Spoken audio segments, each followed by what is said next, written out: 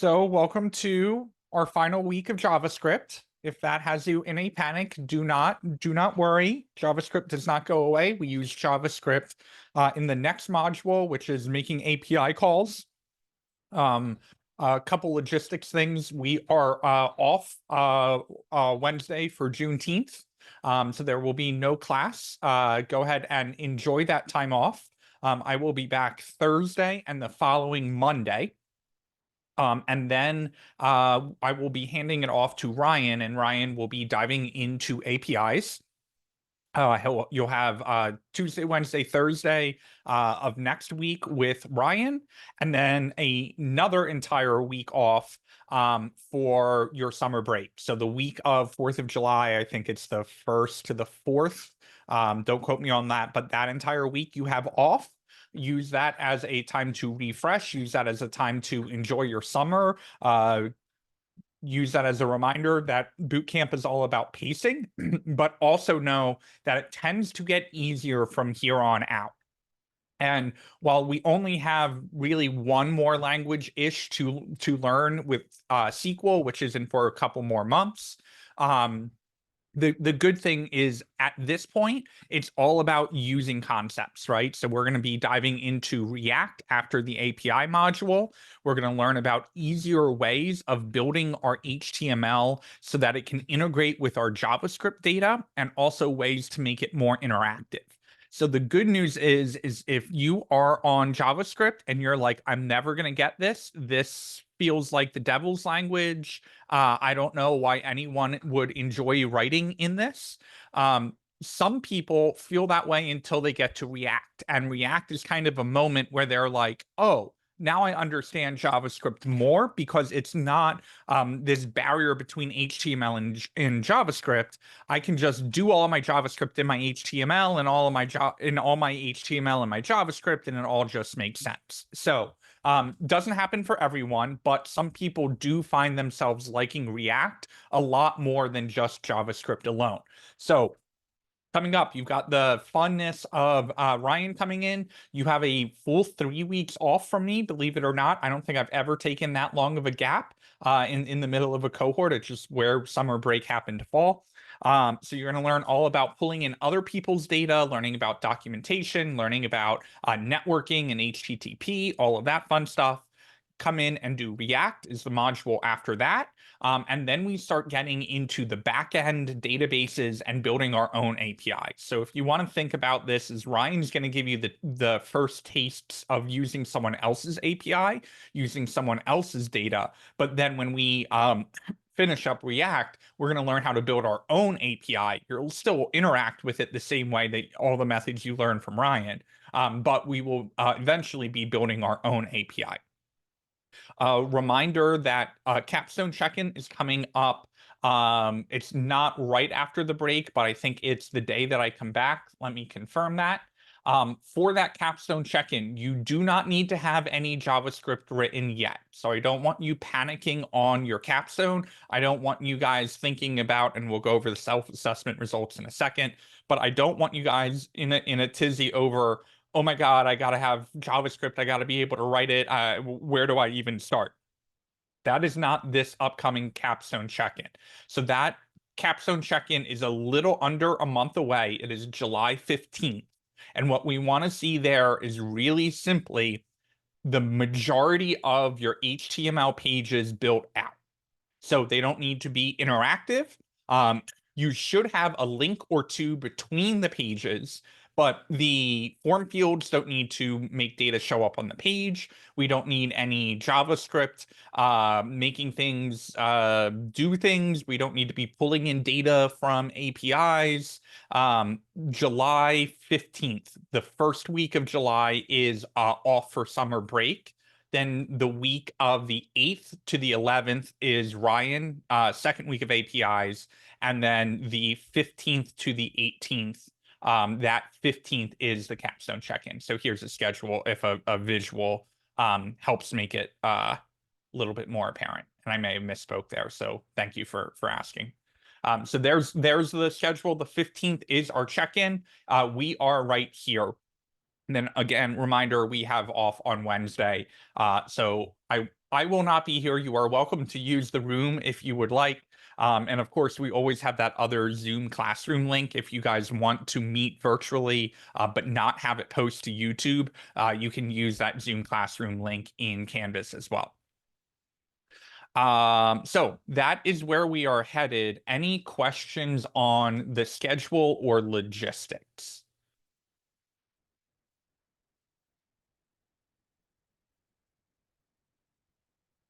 And of course, the schedule is also in Canvas as well if you need to pull it up. Okay.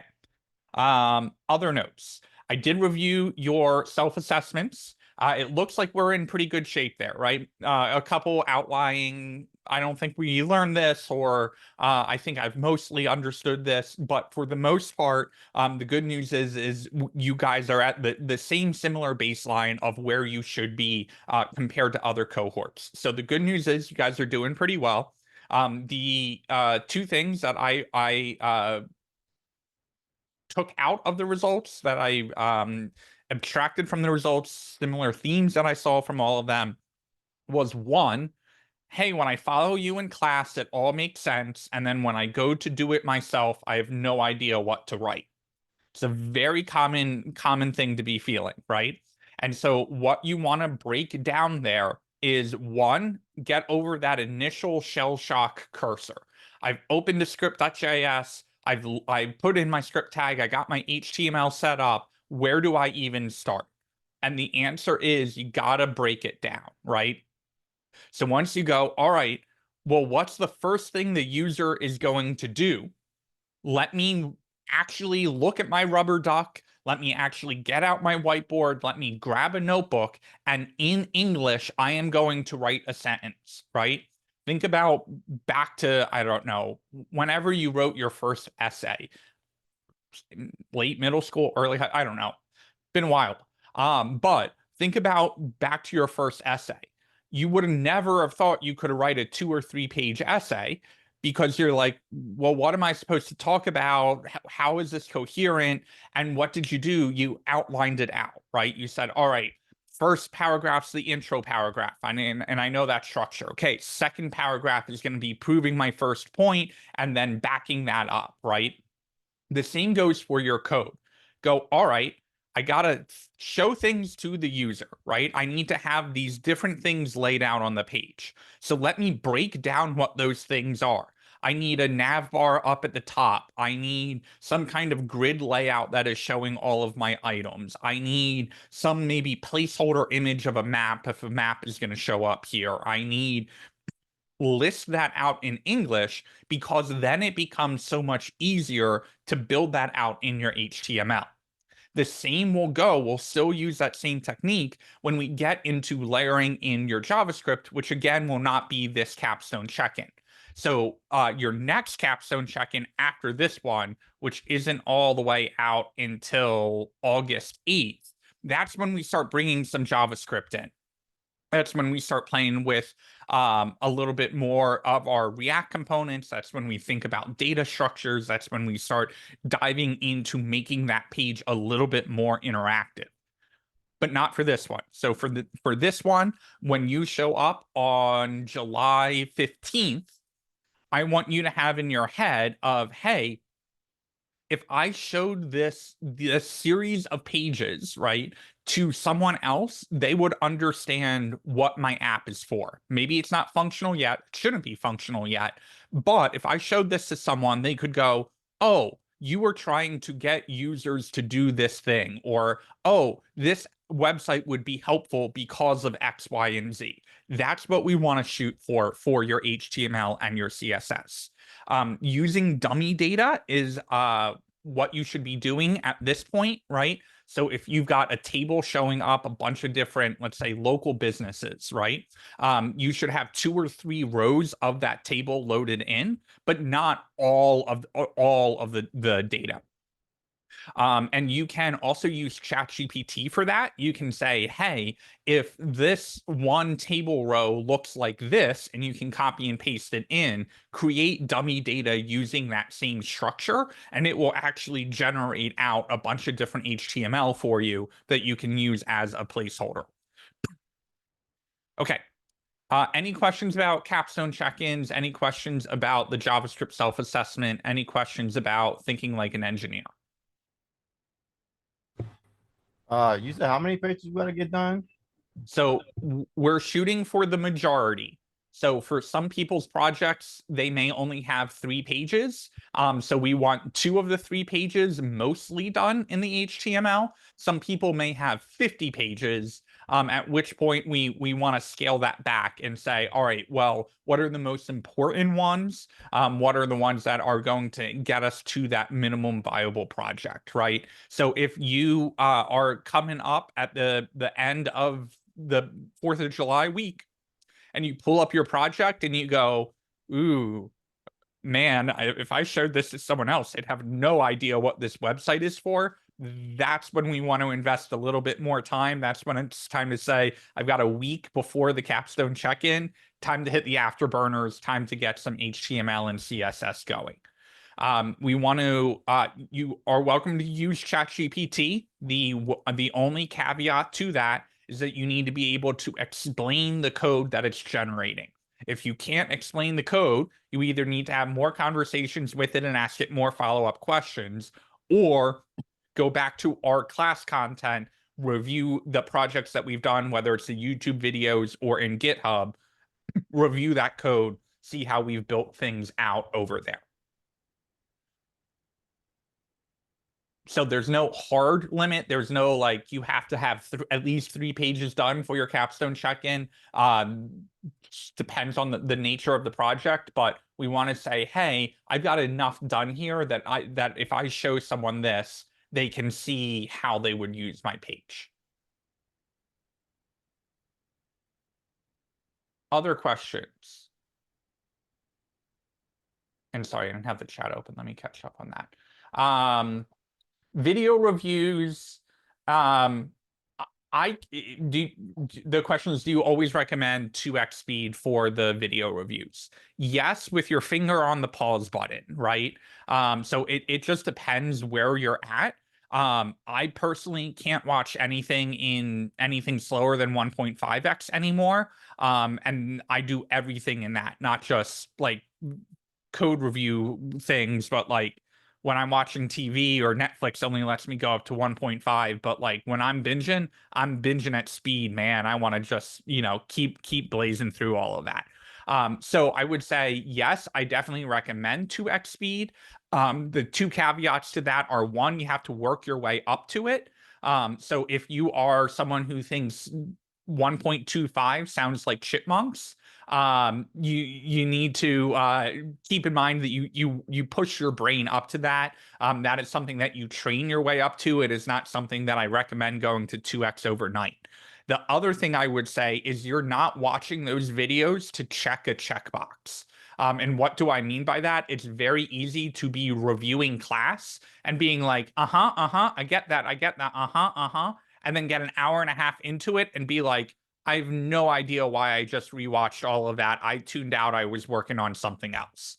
So if you are engaged, if you're following along with the code, if you're taking notes as you're doing the video, and you can do that at 2x speed, by all means, go for it. But when you get into 2x, make sure you understand the human attention span is really, really short, right? And so if you are engaging, if you're doing actions, if you are actually feeling like the content is soaking in, 2x is great. But if you feel like it is easier for you to drift out, then I would say back down the speed, or consider if coding the class review is the right thing for you. You may decide that like, hey, I've now watched this video 5 times and I feel like I'm just wringing out a dry towel and nothing's dripping out from it anymore.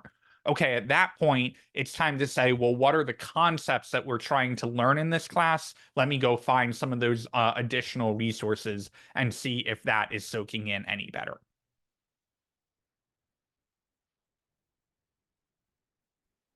Ooh, thanks for posting that speed controller. Let's take a look at that. It is built into YouTube, and a lot of the video players are now getting on board with it. But when I watch stuff on like Disney Plus, I'm like, this is so freaking slow. I just want to make this faster. I know I'm weird. My family makes fun of me so much for it. Okay, any other questions?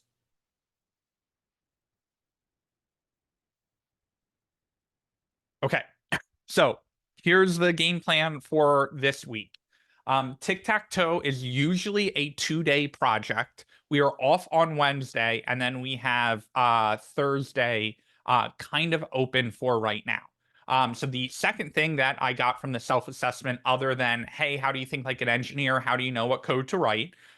Was, hey, I'd love to do some mini projects, right? I'd love to be given an assignment and just try and solve it myself.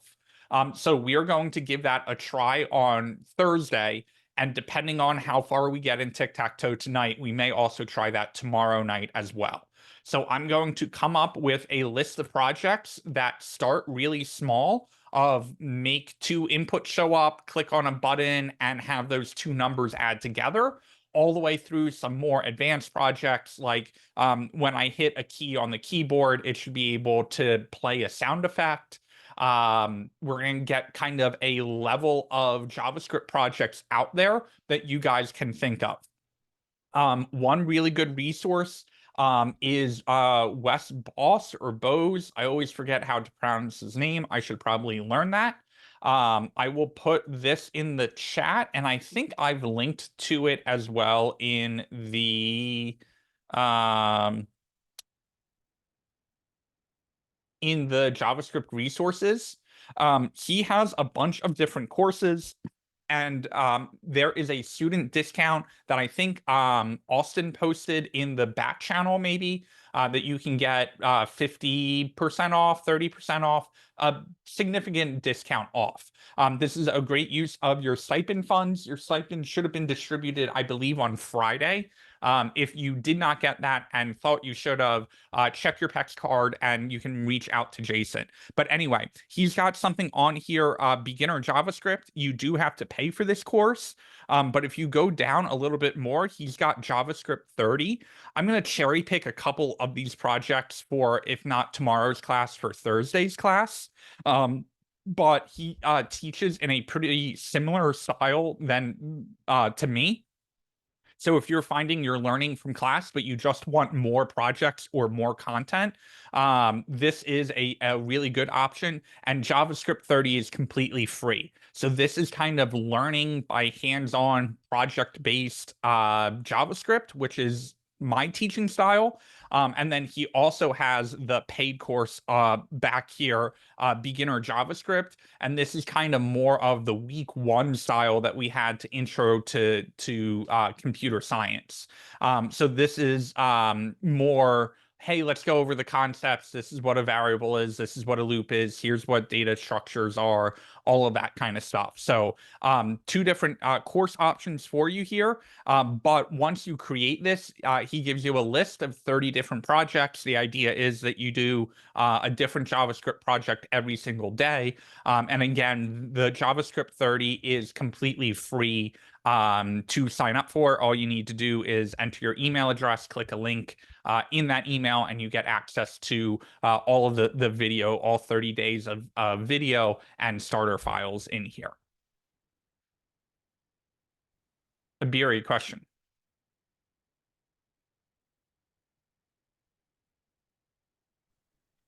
Is the mini projects graded? No, these are not graded. So, However, like, if you how get would we know that we did it or like we did well on it? very good question. So a lot of these projects are well, couple things. One, not only do they give you all of the starter files, but they also give you the completed version of them, right? So that's one thing. You can look at the completed code and go, all right, I got stuck here, or I realized that this is the problem that I went wrong at. Two, these are all every one of these projects he does on video, so you can follow along with him and kind of see what it's supposed to be doing at every stage of the process.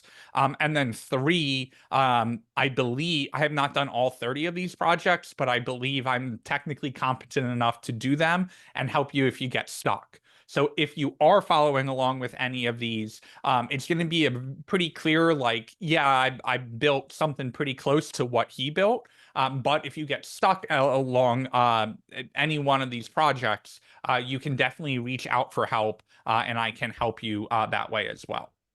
All right. I- Thank you. Yeah, great question. I believe the coupon code is for almost all of his courses. I don't know if it's an equal discount across all of them, but I know he gives out the coupon code pretty liberally, and he has said, like, it doesn't matter what kind of student you are. A student is anyone who is learning. And so it doesn't matter if you're a boot camp student or at higher ed or a middle school student trying to get into code. Here's this coupon code. He's pretty liberal about trying to get people access to the content.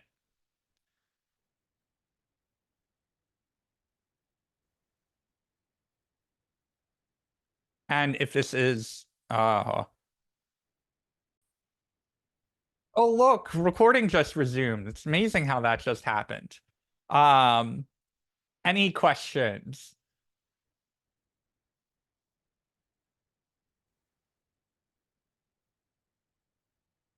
Okay. We are going to dive into the calculator, and I know it looks pretty easy to when we are starting these projects, right? We get our files set up. We'll do that. We just start diving in and we are going, all right, tic tac toe, let's start HTML, let's build it out, let's go, go, go. But the only reason I'm able to do that is because I have done these projects before, and that I've done so many of these projects that to me, it's just intuitive to go, well, this is the first thing the user needs to do. This is the second thing, and we just build as we go. But based off of your feedback, it has been very helpful for you guys to say, hey, how do we think like an engineer? How do we know what lines of code to write? So instead of starting this out with diving into the code and doing our file setup, instead what we're going to do is just do a planning document. So I'm going to share my screen. I will start the live share. This live share will be the same live share when we do start coding, but I'm going to just start with the steps. And there's a file format called MD, stands for Markdown. Basically allows you to do rich text formatting using syntax that is different than HTML or anything else. But anyway, an MD file is often what we generate readmes out of. The readme is what you post when you post a project up to GitHub, so people know about the project and how to use it and all of that stuff. So before we even write a line of code, before we write even a single step in here, someone explain to me, how do you play tic tac toe?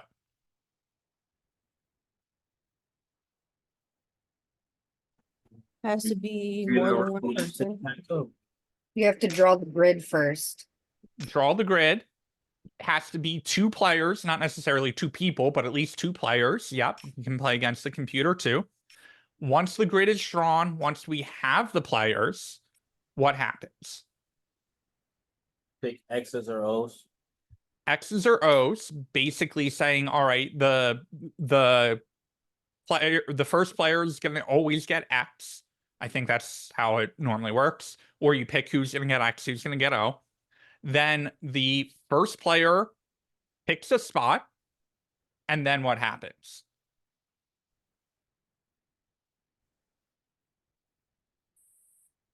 And the next person goes.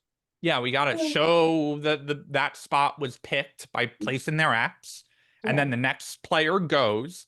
Before the next player goes, though, what's the exception to the next player going? Can't use a space that's already been taken. Space is already taken as one, and there's a second one too. If you win. If you win. If you win, the next player doesn't go. We say they won, and we clear the board. Okay. So all of that, we're all on the same page, right? Just little details, little forks. So let's write all of that out. We said first, show the user the 3x3 grid. Right? We gotta show the grid. For the sake of simplicity, we're gonna say, hey, the first player always is an X, the second player always is an O. So we're going to say user needs to pick a spot to play. And then 3, show the X in the spot they played. Okay. 4, check for 2. Well, let's split this. Let's say unless the spot was already taken. So let's break that out into 3. I'll just leave it as that. And then 4, check for exception. If the player won, display message, and clear the board. And then 5, if no player has won, let the O player play and rerun 2 through 4. All What- agreed? What about, if the player won, you have to show where they won it. Does that make sense? Oh, I've So, like, actually never built that in. So like, you have to draw the line.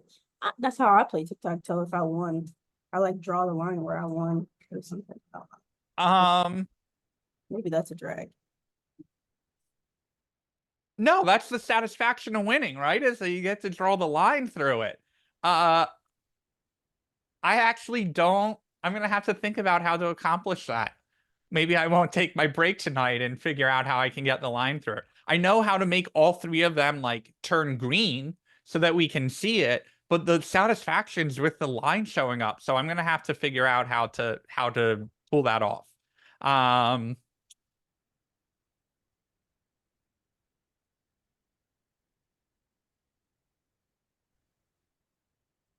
Side note, does anyone play the board game Sequence? It is it's like a board game with a card aspect of it. And the idea is like you play the card and then the board is all of tiny little pictures of the card, and then you try and get 5 in a row. My mother is notorious for not seeing the diagonals. Much bigger board than a 3x3, but still.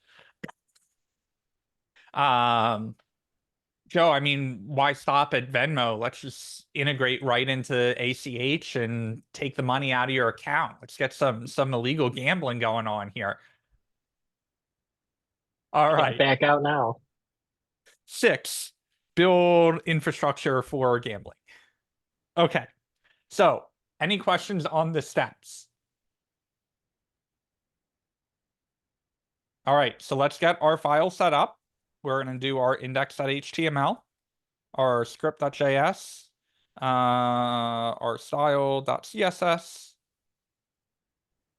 And this may be a great class for you to say, listen, if I've been following along and I'm learning while I'm following along, stick with it. But if you've been right on that edge before where you're like, You know, I haven't tried just listening and seeing if the concepts are sinking in.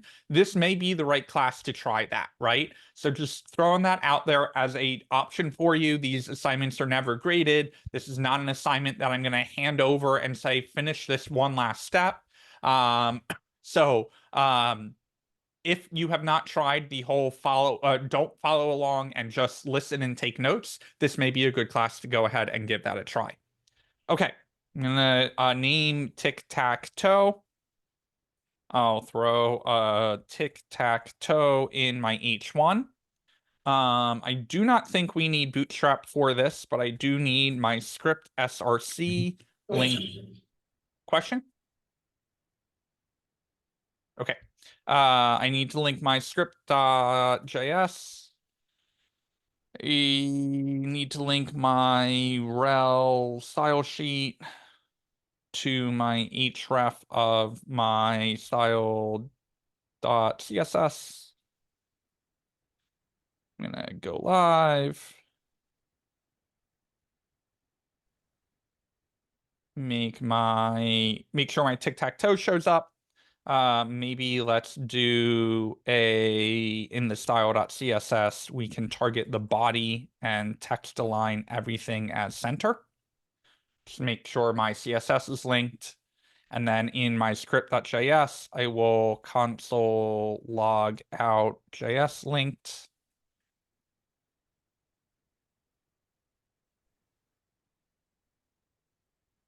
And check my console to make sure my JS is linked. And then finally, I'm going to move my steps out into a new window so we can track them.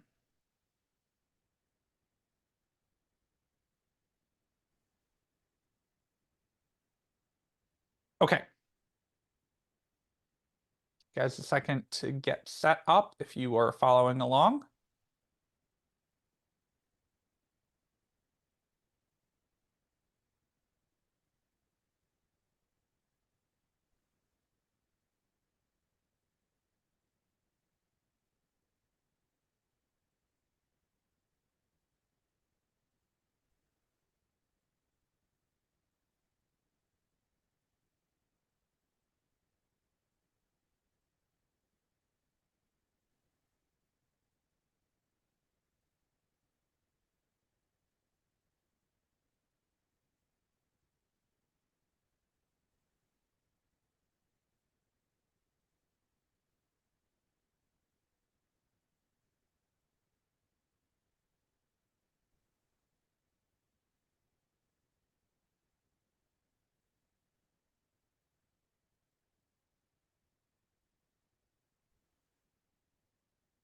Anyone need one more minute? Okay. So we said number one, show the user a 3x3 grid. So that's where we're going to start. We're going to say, all right, in our index.html, make a div ID board. And then we said 3 rows and 3 columns, right? So I'm going to make a div. And if I were using Bootstrap, I definitely could use columns here, but this is a basic enough interface, a basic enough layout that all I'm going to do is I'm going to start with 3 buttons. Then I'm going to copy that div and paste it 2 more times.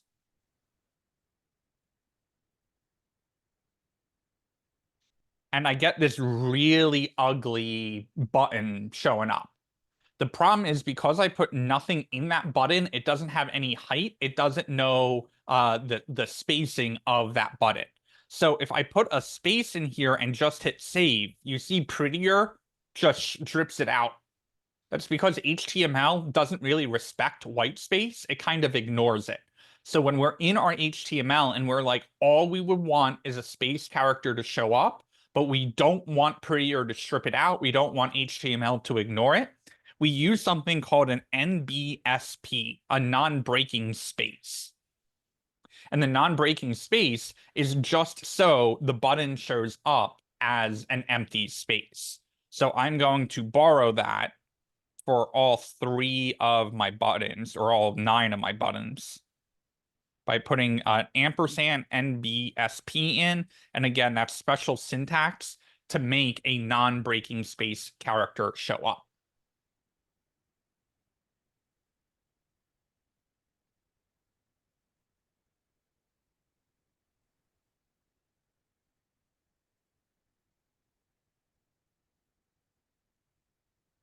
Okay. Now I go back to my steps. And it says, show the user a 3x3 grid. Check, right? We did that, accomplished. We move on to step 2. Now, user needs to pick a spot to play. So before we implement that, before we dive right into our code, this is where a lot of people freeze up, right? And they go, but how do I do that? Well, think about the list of, let's say, the 10 or 15 concepts from the JavaScript self-assessment. For loop doesn't make any sense here. We're not looping over anything, right? What concept makes sense here? Well, it's a JavaScript. We know it's got to be in the JavaScript because it's something user interactivity here. And there are 2 core concepts that we need. One is a JavaScript event. The event is anytime a user interacts with a page, whether they're moving their mouse to a position, whether they're scrolling up or down, whether they're clicking on an item, whether they're changing a form input, whether they're submitting a form. All of those are examples of JavaScript events. So now I've narrowed down everything that I need for number 2, which is, hey, I need a JavaScript event. How do JavaScript events work? Well, I can attach the event. And what am I attaching the event to? To a function. Why do we need a function? Because we want a block of code to run when the user does this thing. So don't follow me on this one yet. The easiest way to do this is to say onClick equals button clicked. Don't follow me on this yet. And then to come down here and say const button clicked equals some function.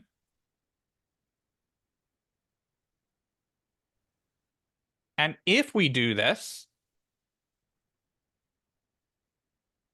and spell on click right, when we click on the first one, we get button clicked. But we would then need to put this on click on every single button here. So we're going to take a detour here and say, there's a way to dry out this code, DRY, don't repeat yourself. How would we go about drying this out? Now we take a step back and go, we need another sentence here, because in here, we just said user needs to pick a spot to play. We didn't think a step advance of saying, but we need to do that on every single button. So we're going to break this out into 2B.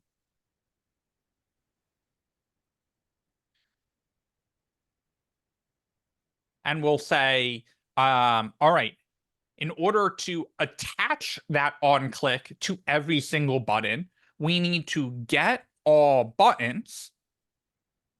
And then we need to 2C attach on click to all of them. Okay, so we come over here, and now you can start following me again. I'm going to take out that on click, and we're going to say, all right, we need to 2B get all buttons. What HTML and JavaScript concept do we need to get all the buttons?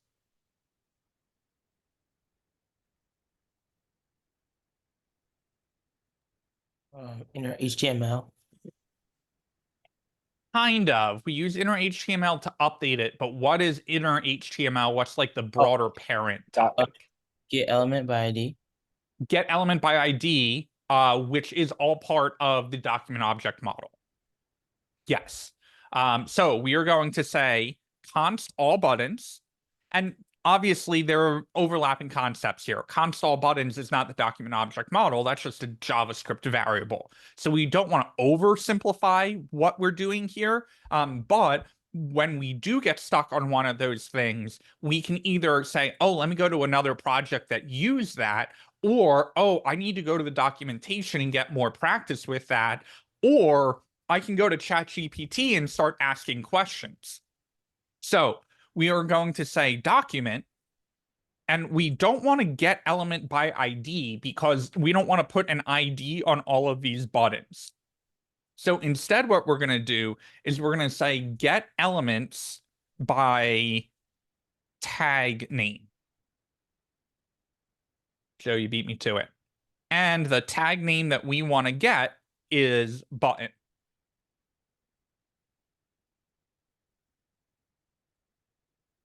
Now, I'm not going to be this step here, but in order to know that this is working, I need to test it. So in order to test it, we'll just console log out all buttons and make sure I get all of my buttons right here.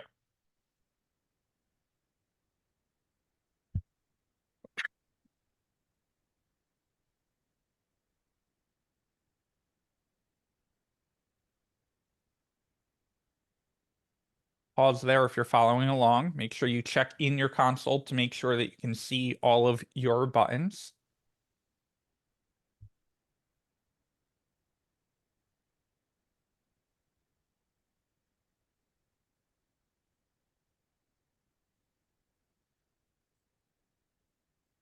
Now have the Pussycat Dolls stuck in my head. And if it wouldn't get us a copyright strike, I'd be playing it right now while you guys caught up. Anyone need help or another minute? Okay. So I get all of my buttons. What was the next step? We need to attach an on click to all of them. But what do we know about arrays? Arrays, it turns out the computer really bad about doing everything to a list. It wants us to do things to each individual item on that list. So think about it as if we tried to on-click a list, it would be like, what do you mean on you're taking your notebook and you're clicking on it? What do you mean? And I go, no, I'm clicking on an item in my list to cross it off, right? And the computer is like, no, you just told me when you click on a list. You can't click on a list. You got to click on each item in the list if you want to be able to work on it. That's what we got to do in our JavaScript. So we say for const button of all buttons, console log out the button.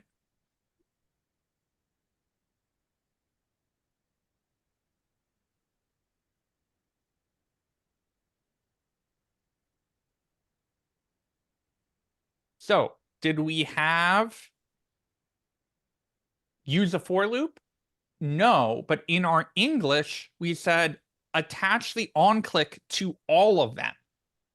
Well, when we say all of them, we can't just throw that on an array, but we know, hey, if we're working with an array, chances are we're going to need a for loop to go over and deal with each item inside of that.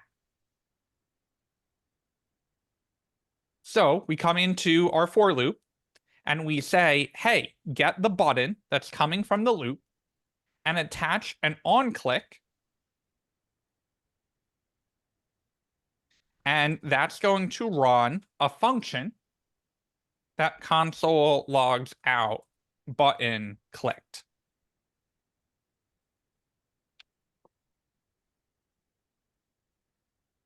Now we break this down again, because if you're saying, all right, what I'm struggling on syntax here, we're using our parentheses and an arrow function to make a new function.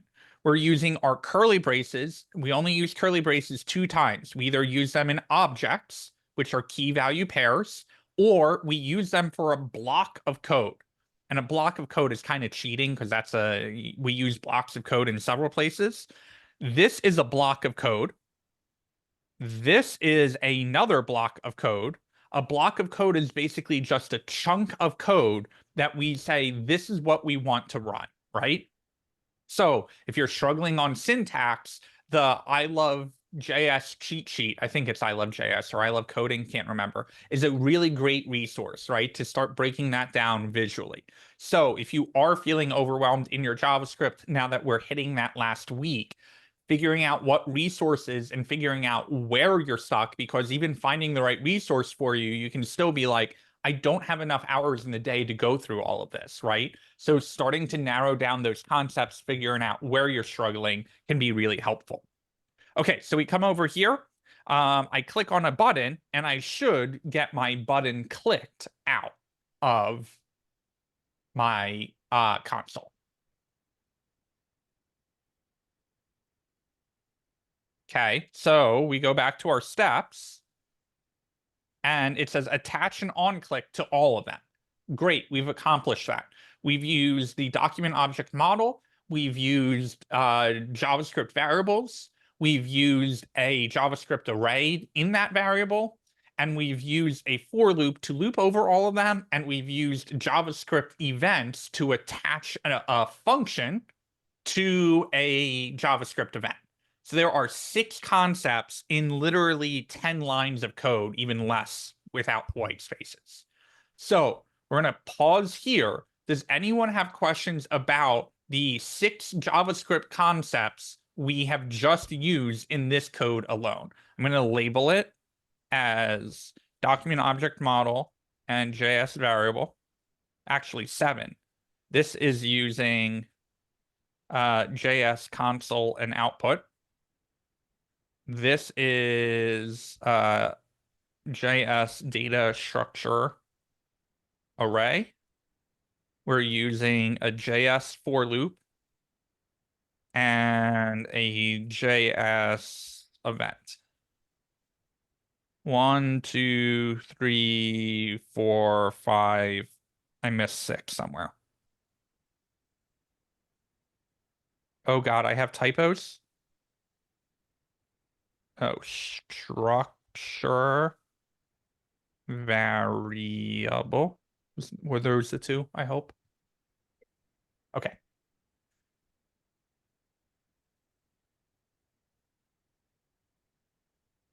Oh, JS event, that was it. And JS function, which happens to be an arrow function.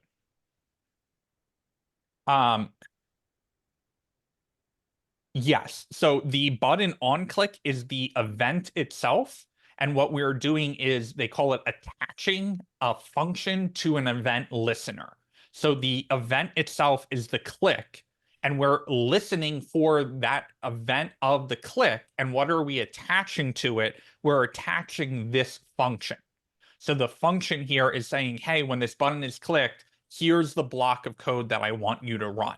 The other way of writing this, and you don't have to follow me on this, is you could say const button clicked, and this name you could make up. You could say some button clicked is equal to a function that console logs button clicked. And what we could do is attach it to some button clicked, and that does the same exact thing here. So this is what we call a named function or a named variable, because we literally put a name to it. And then this, the way we had it written originally, is what we call an anonymous function.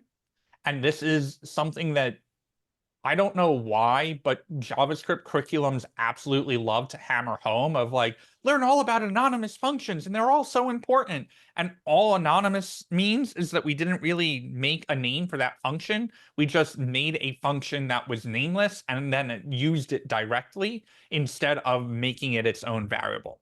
I don't know why they make such a big deal about anonymous functions, but that's all an anonymous function is, just a function that we didn't put a name on. Okay, lots of concepts here.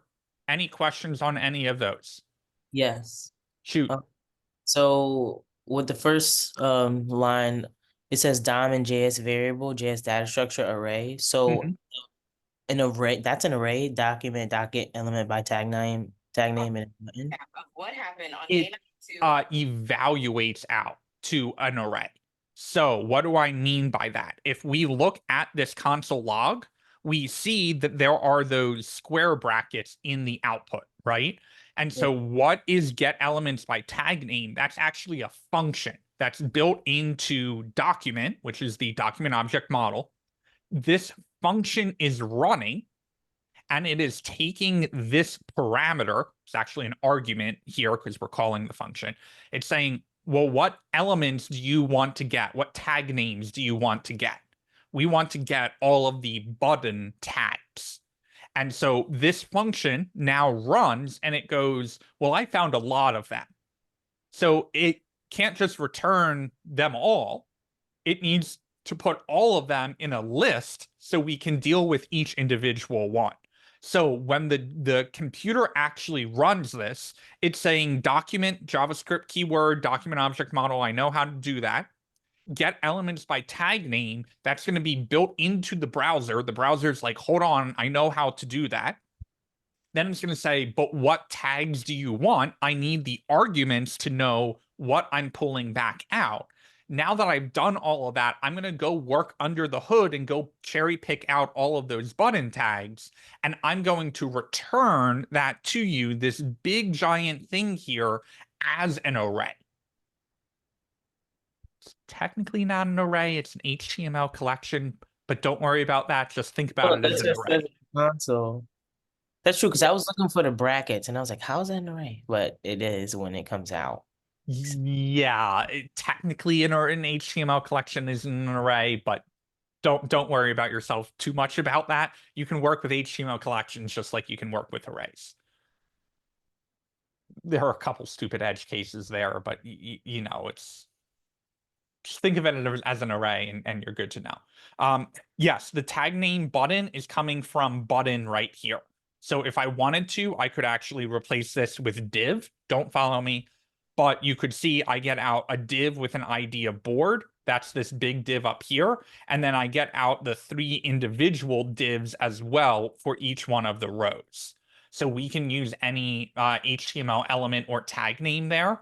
But we want to get out all of the buttons. Could we have put a class on each one of those buttons called board button and then say get elements by class name? Absolutely, would have done the same exact thing. This is just another way of working with a document object model and pulling out specific things. For line 4, we also could have used document.querySelector button. Yes, you definitely can. Document.querySelector is a little bit more powerful because the query selector will take a element tag name, but it will also take a period with a class name. You can actually combine it and basically use any kind of CSS selector you can write. You can use .querySelector in. So believe it or not, query selector is actually a newer feature of JavaScript. When I say newer, I mean, I think 9 years old, 8 years old at this point. But that also would have worked. Query selector may be a little bit more common to see in code because it is more powerful. But I think that this is a little bit more explicit in what we're trying to extract out from it. So in this use case, I would say this is slightly better, but they both would accomplish the exact same thing.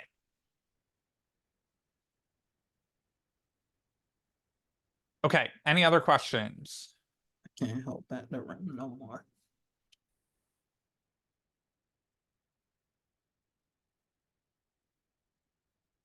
Going once, going twice. Okay.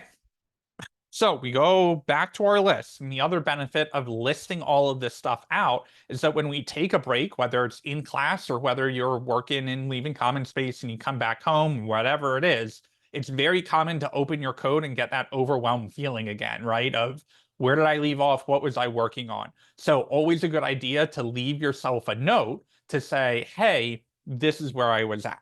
Okay, so now we come in here and we say attach an on click to all of them. We did that. Check. We got an on click running here. We're good to go. Now show the X in the spot that they played unless the spot was already taken.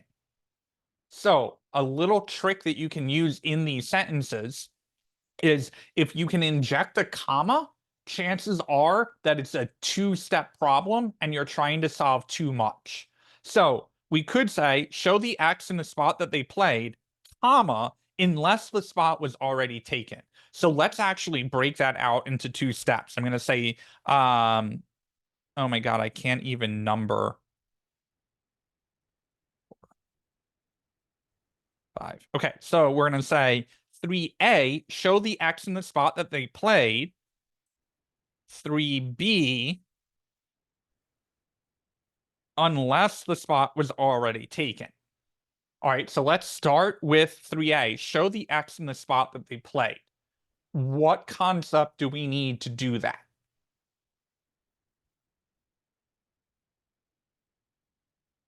The operation, like the plus and equals. Yeah, but we don't need to add a new button. And we don't need the if statement yet because that's unless the spot is already taken.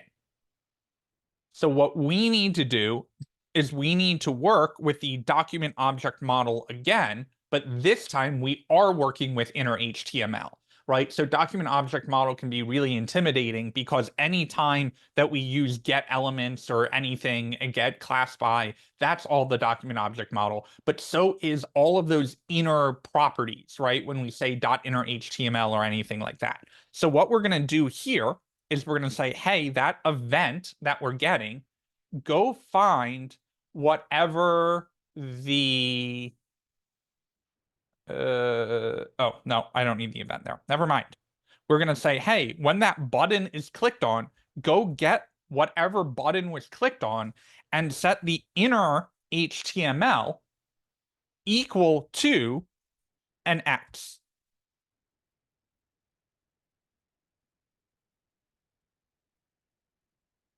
So I save, I come over, I click on an X, and the X now shows up. Now, I keep playing and I keep on getting X's to show up. That's okay. We'll fix that in a second. But for now, you should be able to click a button and get the X to show up. Now let's do the second part of that. Unless the spot was already taken, now we need the if statement. So I'm going to say if, and I'm going to say if what? What needs to go in my if statement?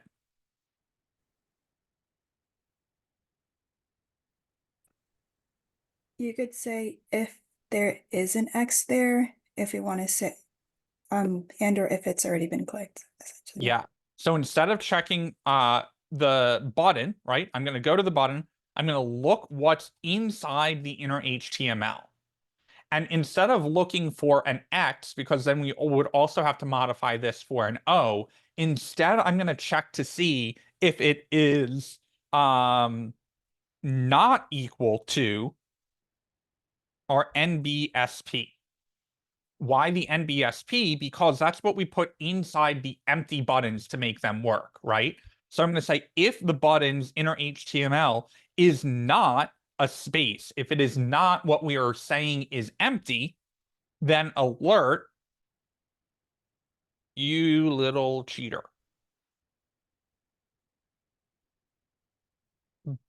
But else, it must be empty. So therefore, set the inner HTML to the X. The .inner HTML here is saying, hey, go inside the button tag here. And the document object model is giving this whole thing to us, right? The button tag, any classes that are on it, the styling of it, all the events, all of that stuff. And so if we set the entire button equal to X, it's like, what do you want me to do with this? We don't want to get rid of the button tag. All we want to do is modify the contents of what is inside the tag itself. And so that's what the inner HTML is doing. It's saying, go grab that button and update what is inside of it to now be equal to an X. So we save that. We come over here. We click on the X and it shows up. And if we click on the X again, it says, you little cheater.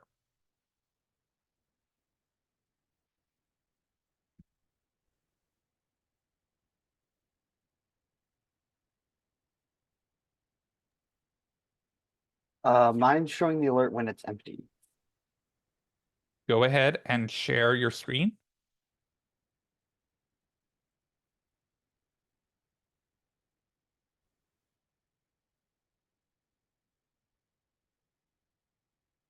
You have a $sign instead of an ampersand on line 9.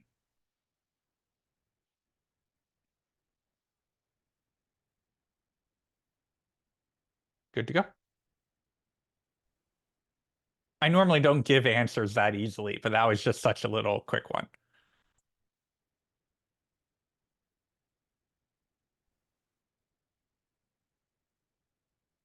So, question, wouldn't the else part say button.innerHTML equals O because it's the other person's turn? No, because that's not the condition that we're checking for here. Right here, we're just checking to make sure that someone hasn't already played there. Doesn't matter if it's an X or an O, all we're saying is just check to see if that spot is already taken. So we've got a different problem now of, well, how do we know whose turn it is, right? How do we know if it's the X or the O's turn? That's what we got to solve for next. So let's talk about that. But before we do, any questions up until this point?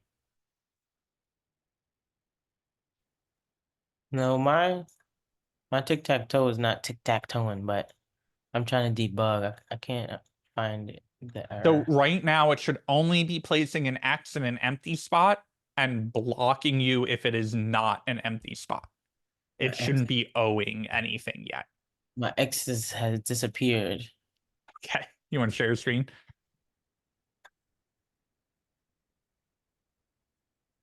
since 13, but did I spell something wrong? Why does your for loop look funky? I don't think, do I have like some kind of brackets weird? I know I have this commented in.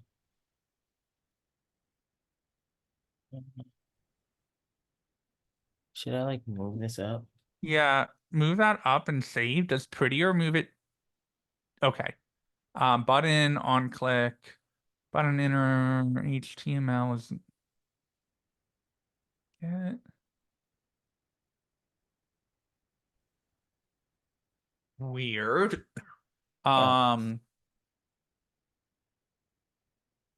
See if I can refresh it and stop being weird.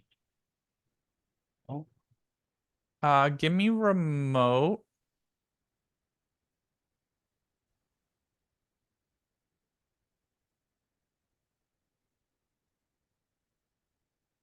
Oh, here we go. Button dot inner HTML equals X.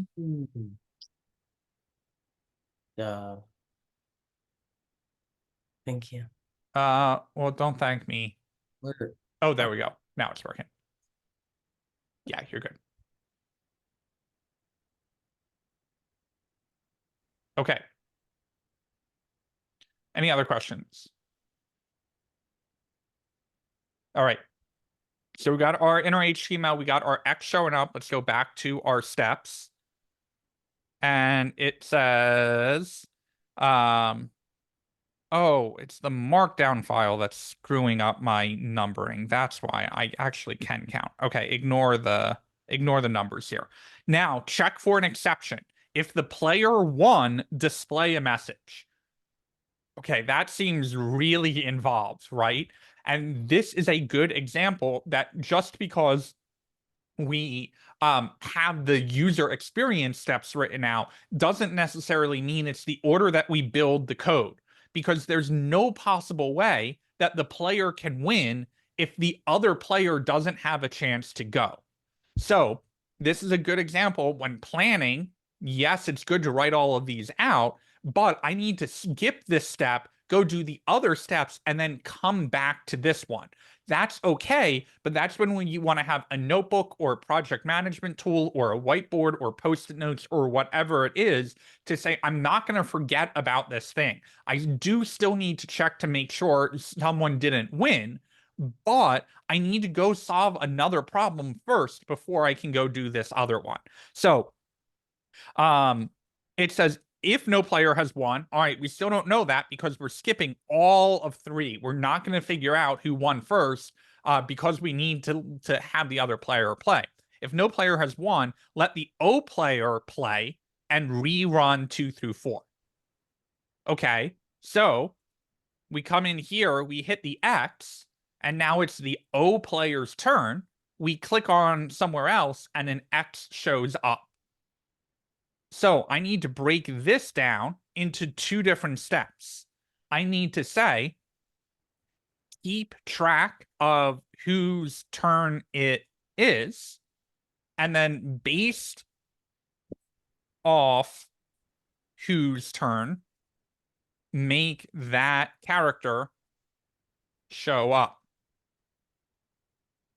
Okay, so we need to keep track of whose turn it is. But if we do that inside the for loop, we're not going to have access to that variable every time this for loop runs. So what we need to do is come out here and say, let X player's turn equal true.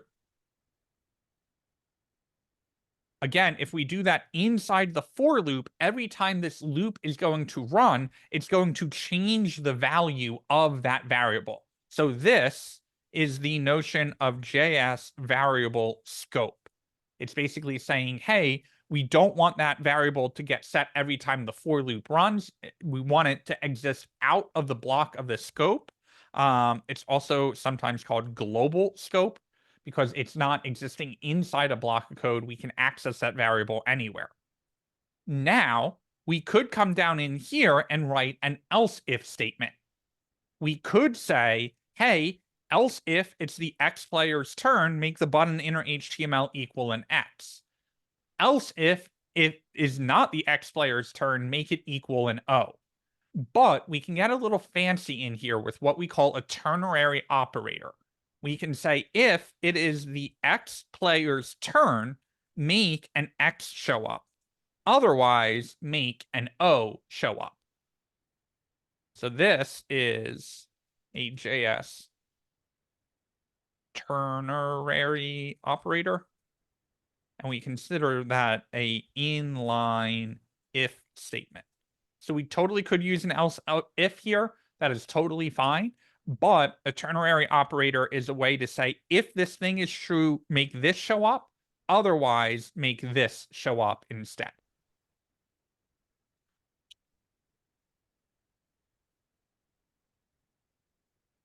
So we save that, we come over here, I get X, then I play again and I get X again. And excuse me, I just wrote this if statement basically in here, this ternary operator to make sure O's show up.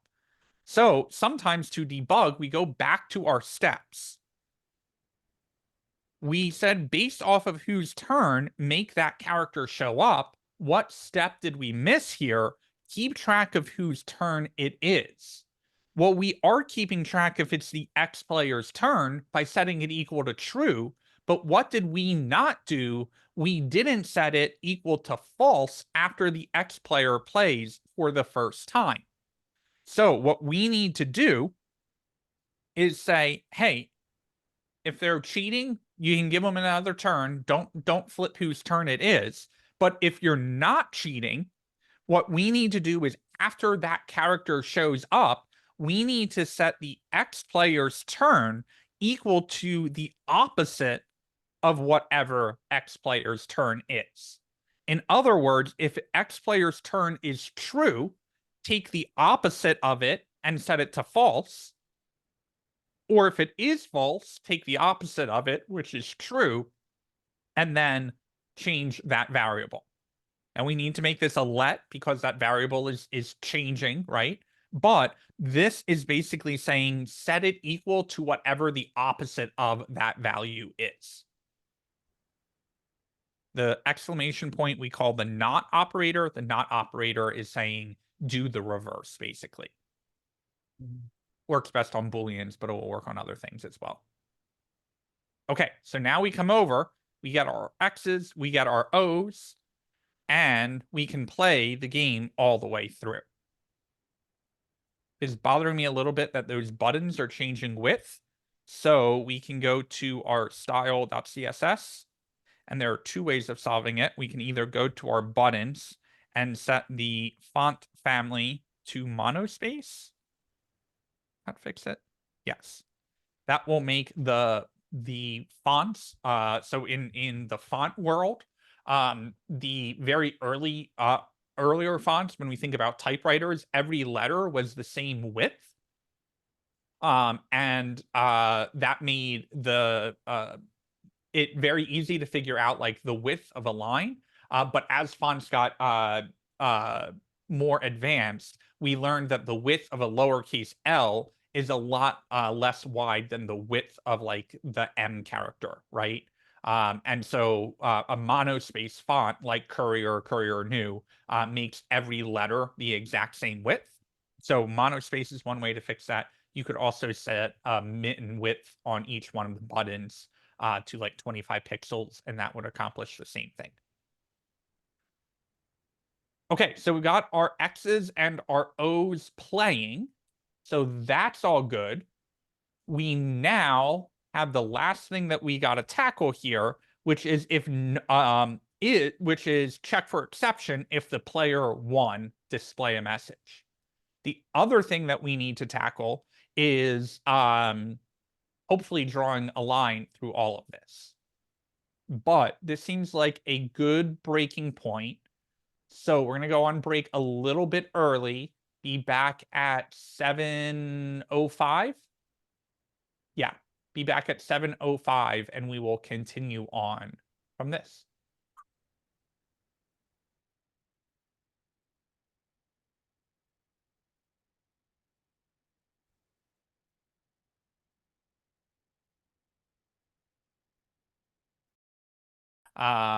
It's recording back off. The word tonight will be ternary operator, because that's an easy one to spell. Ternary operator is the secret word for attendance tonight. Ternary. Oh, thank you, Mo. You beat me to it. Ternary operator. What is a ternary operator? It is an inline if statement.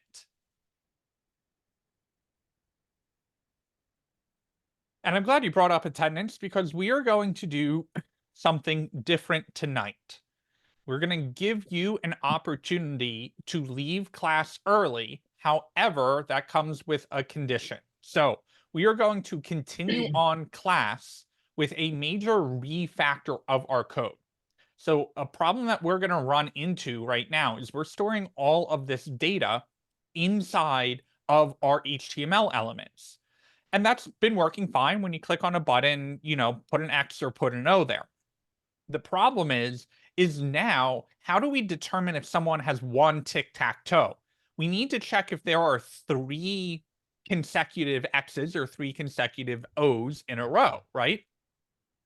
Well, that's really hard to do when we're working with these HTML elements over and over and over again. It turns out the best way to solve this, in my opinion, is to actually store the board's current state, right? Who has played where, in a multi-dimensional array. So we are going to revisit concepts of the Movie Seats app to keep track of data in XY coordinates. We're going to use the data dash to store the index again.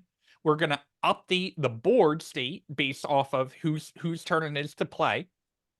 And we need to use a template literal in order to update the HTML based off of who has played where. That's a lot of work to do. So I'm going to have everyone take a moment to assess, hey, would it be more helpful for me right now to go through and comment this code out in the way that I understand it? If that is going to be more helpful to you, I'm going to make an assignment on Canvas that will be due by 9 o'clock tonight. And you can instead go through, comment this code out, and make sure you understand it. If, however, you're up for the challenge of a refactor and feel like you have understood the code up until this point, you can choose to stay on, and we will dive into the algorithm it takes to make sure the computer can figure out if they've won the game or not. So as a quick count, who is going to go the documentation route? Go ahead and raise your hand if you would like to spend the next hour documenting this code to the best of your understanding instead of diving into a refactor of the algorithm. I see one hand raised. You can either virtually raise your hand or raise it on camera. 2. Just 2? 3? Okay. You guys can go ahead and drop from the Zoom room okay. I will create the Canvas assignment. It probably won't be up until 8:30. I will post in the Slack channel when I have that created. Make sure you are annotating your HTML and your JavaScript, and make sure you are kind of numbering things as you go. The other thing I will say is if you get through that very quickly, but you still feel like you're struggling with these concepts, you can definitely paste in a couple links or go to ChatGPT and ask some questions of understanding. I am going to upload the code right now before you guys leave. So if you would rather work on a copy of my code instead of the code that you've been following along with, you can do that instead. So that code is going to be up in GitHub right here. Any question for those who are leaving to get that deeper level of understanding on what we've done so far?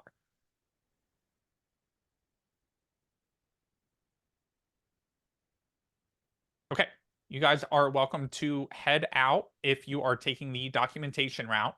We are going to dive into the refactoring route right now. So, problem that we are running into is we can play our X's and we can play our O's, but we have this one little nagging step left that says if no player has, check for exception if player has won. The problem is all of our moves are in the HTML right now. And it turns out that this is a really common problem, is that our data sometimes gets trapped in the HTML, but the HTML can kind of be hard to work with, right? So instead, what we want to do is we want to keep track of the state of the board. State is a particular kind of data. It is data that is usually shown to the end user or keeps track of what the user has interacted with on the page. State is a really important concept that we'll be diving into in React. But for right now, we can think about state as saying, hey, I need to keep track of what the user has basically played. So what we're going to do is we're going to keep track of this with the board. So we're going to say let board equal. And now we want to think about this is, do we want an object or do we want an array? Well, we don't want to say square 1, square 2, square 3 to access that information, right? We want to use coordinates. We want to say 0, 0 is going to be the top left square, 0, 1 will be the top square in the middle, 0, 2 will be the top square all the way over to the right, right? And we want to go down that way. So what we're going to do is we're going to keep track of the board in an array, but the array is going to be made up of arrays of its own.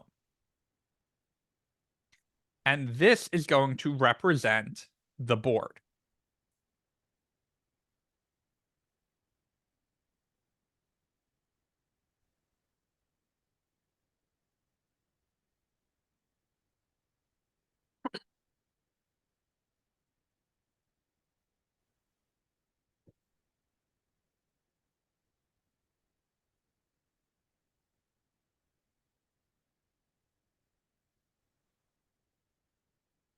now that we have our board, which is again a multi-dimensional array. Why is it multi-dimensional? Because we've got an array in an array. We need to generate out that HTML.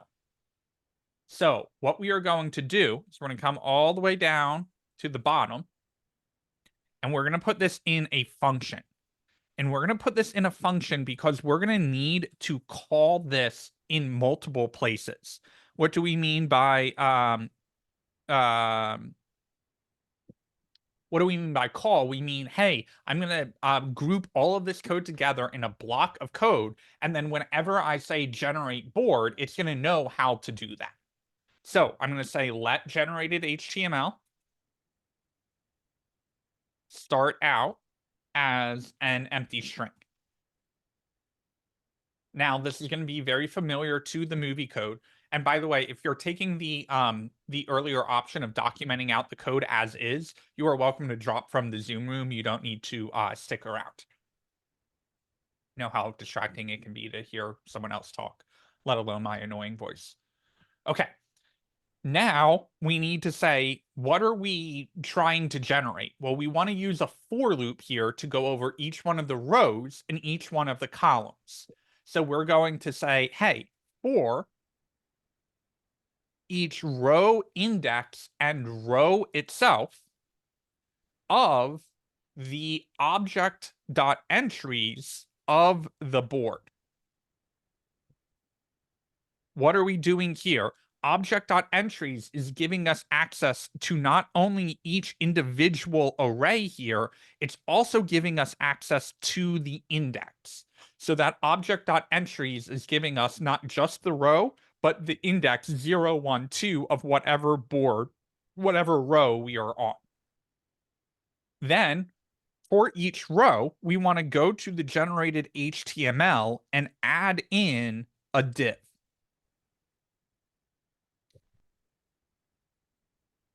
We also, after we loop over all the columns, which we're going to do in a second, don't want to forget about that. So we're going to add in the closing div.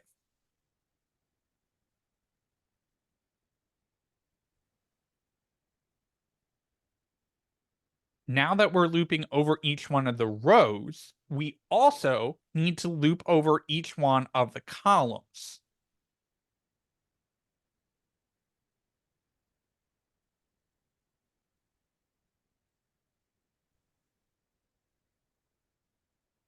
Real quick, the row index comma row, is that just I guess an ability with arrays that if you give it two values or variables in there?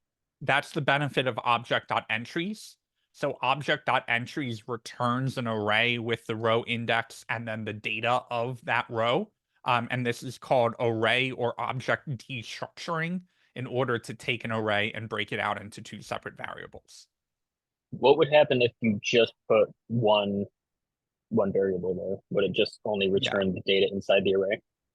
Don't follow this, but what you could do is say something like entry data, and then you could say const row index equals entry data 0 and const row equals entry data 1.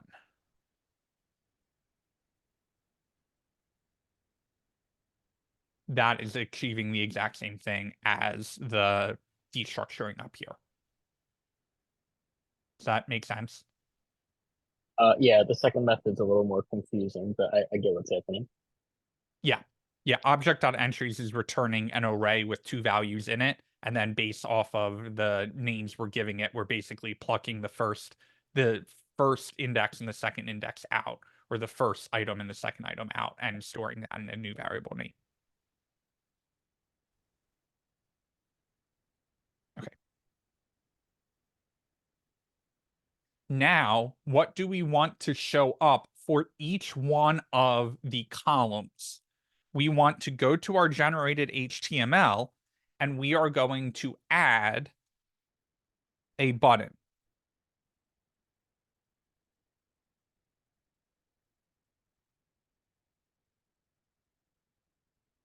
And inside that button, we either want the value of the column to show up or a non-breaking space character. I promise we're going to pause in 1 second after this to test. This is a lot going on. Once we have done our row, we are going to document get element by ID, go get the board, and set the inner HTML of the board equal to our generated HTML. And finally, go generate the board when the page first loads. I'm going to stop there and debug. What should be happening in your browser is you should see the Tic Tac board showing. And if you click on any of the buttons, we've actually taken a step backwards. So the buttons are now no longer working. If your buttons are still working after all of this, or you have any errors in the console, you need to debug or ask for help. But I'm going to pause there and let you guys catch up, and then I will review all of the steps that we just took.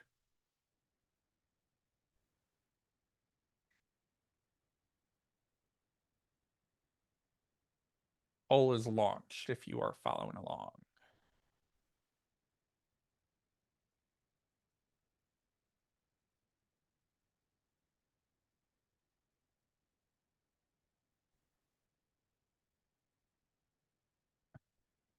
Oh, and if you're taking the documenting step and not following along, just vote for the no. I'm just watching and taking notes, just so I have an idea of where people are at. Thank you, guys.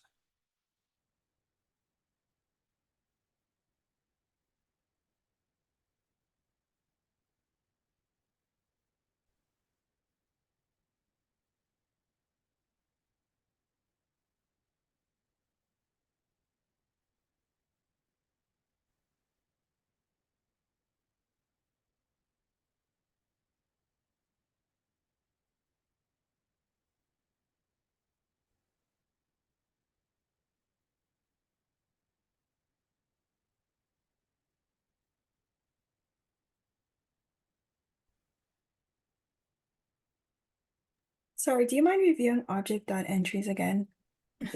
Yeah, so when we loop over something, I'm gonna okay, so let's just say don't follow me on this, just an example here. Let's say I'm gonna fill out the board up here.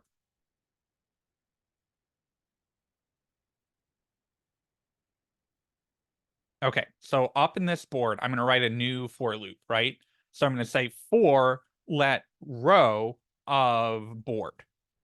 And if I console log out the row, I get the entire array, right? But 3 separate times. So I'm getting each individual item. These are just regular arrays, right? So if I said, hey, I want to get the middle space of every row, I could say row bracket 1 and get O twice and then an empty spot because I'm getting O, and then nothing. Okay, but I don't want to loop over just the rows. I also want to loop over each one of the spaces inside the row because that's representing each individual button, right? So I'm going to say for let call of row console log out the call. Now I'm get XO a blank another O. XO a blank another blank OX, right? And so what we're basically doing there is looping over, we're nesting a for loop because we're nesting the array. However, we run into a problem there of this is great if all I want to do is get the value out of whatever I am looping over. However, a value itself isn't always all you need. Sometimes you also want to know what the index is that you're looping over. We haven't used that yet. So we haven't started using the row index and the col index yet. You'll notice that's why it's grayed out. But we can't just throw an array here and say, hey, give me access to the row index of board. It's like, I don't know how to extract that out, right? So what the object.entries here does is it converts the board into not just the value of the row, but it also gives us access to the row index that we are looping over. So now we can get access to the row index, and it's only going to log out 0, 1, 2. Because, okay, it's going over this whole thing, then this whole thing. But now we know if we log out the row with it, we get not only the index of those values, but we also get the values of the entire array. We can also do that on our object.entries here. And that gives us access to the col index and the col. And so now if we log out our row index, our col index, and our col itself, we can say, hey, in 0, 0, there is an X. How do we know that? Because there's an X right here. Okay, in 0, 1, there is an O. In 0, 2, there's nothing. So the reason why we use the object.entries here is because in a regular for of loop in an array, we only get access to the value of the item in the array. We don't necessarily get access to the index itself. So object.entries is basically a helper tool.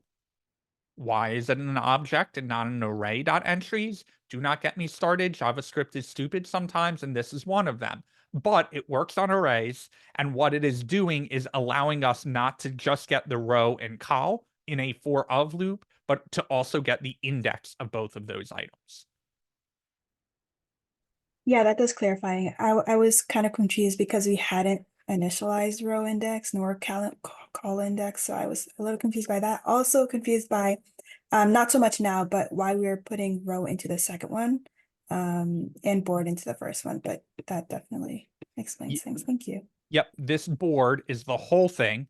We're looping over the individual items of that, so we're getting each of the arrays out. But now we've just peeled one layer of the onion back, and now we've got another array that we got to deal with. So we're taking what this is breaking down, right? Because if we did board here, now we've peeled back a layer of the onion and then like glued it back into place and are trying to peel something else back. So by using row here, we're trickling down the board to get the rows to get the columns, and then also keeping track of the index of them so we know what position they're on. That makes sense. Thank you. No modifications that you have to do to this. I'm just going to reset this back to the way it was. And I'm going to pause. Does anyone need help debugging? Oh no, I have a quick question though. The generated HTML, that's a variable you just created, or is it built into JavaScript syntax? Nope, just the variable that I created.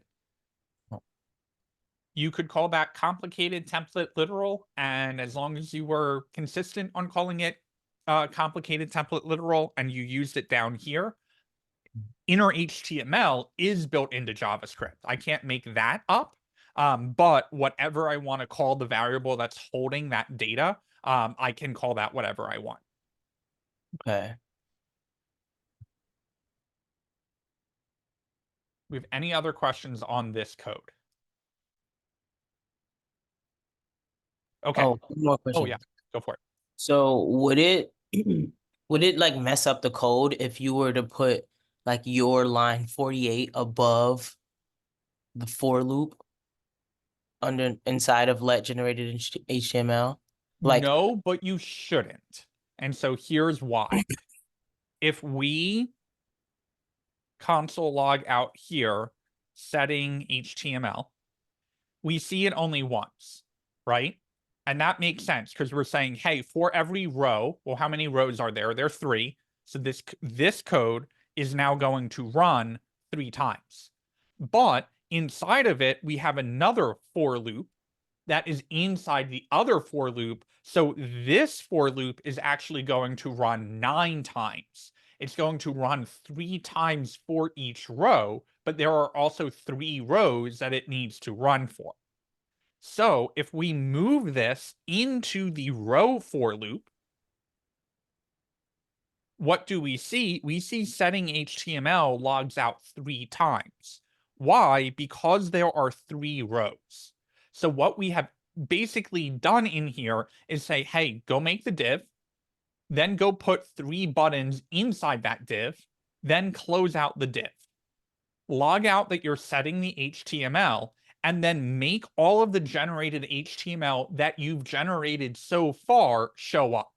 So what do we get the first time this loop runs? 1 div with 3 buttons.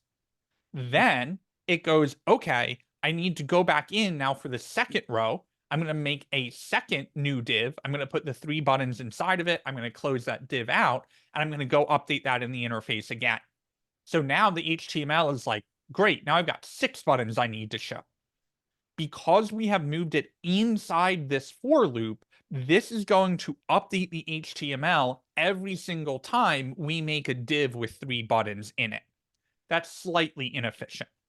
Yeah. It's only happening 3 times. It's not going to make your computer blow up. You're not going to notice anything in the speed. But if we were dealing with a stadium with 50,000 seats in it, or a Tic Tac Toe board that required 1,000 in a row, I don't know. I'm trying to get crazy, but that could be slightly inefficient, right? And so that's why we want to move it outside of the for loop and say, hey, only do this once you're done generating all the buttons, and then take all of those buttons with the 3 divs and shove it in to make it show up. Very good question. Other questions? Remember, we're doing these projects for understanding.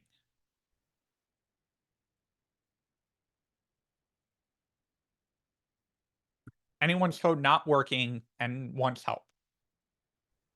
Well, your code intentionally shouldn't be working. You should still have the buttons showing up, but if you click on them, nothing should happen, and you also should have no errors in your console. Everyone good?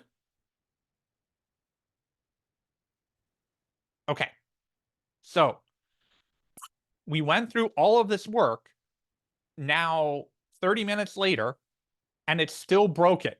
We had this working before, right? We had it working. So when you clicked on the button, whoever was playing showed up. Well, we can actually reuse some of that. What we are going to do is say, hey, on click of this button, I would like you to go run my button clicked function. Now, because we have this on click that is in a for loop, we no longer need this up here. We no longer need to get all the buttons. We no longer need to attach the on click. We don't need any of this here. And this is the pain of refactoring code. Sometimes we end up deleting a huge section of our code because we found a more efficient way of accomplishing it. So what we're going to do is we're going to comment all of this out.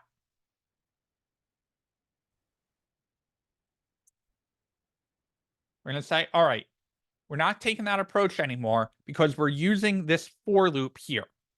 So we're going to come down above our generate board and say, hey, we are going to do a const button clicked. And this button clicked right here is lining up with this button clicked right here. Then we are going to say we need to know what button was clicked.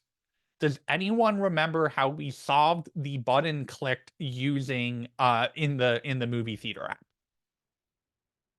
The inspector? Mm, Does it mean- event target, yes, along those lines. How did we shove that into the target?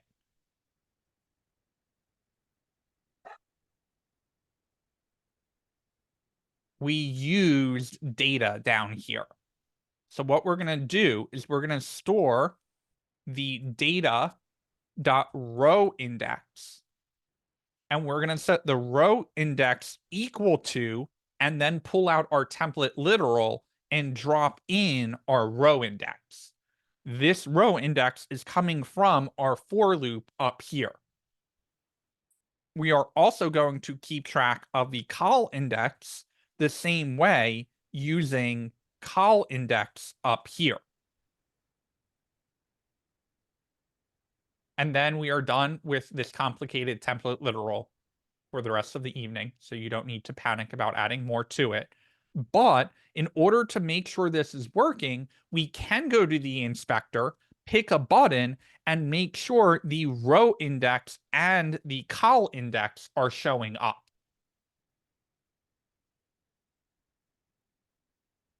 Again, the $ curly braces are just a fancy sign of string concatenation in a template literal. So this is saying don't actually make the word row index show up. Go grab the row index, which is coming from our for loop up here, and shove it into the HTML element. That means that when we look at it in our inspect, we can actually see the coordinates of that button, the index of that button, based off of all of the loops that we're doing for it down here.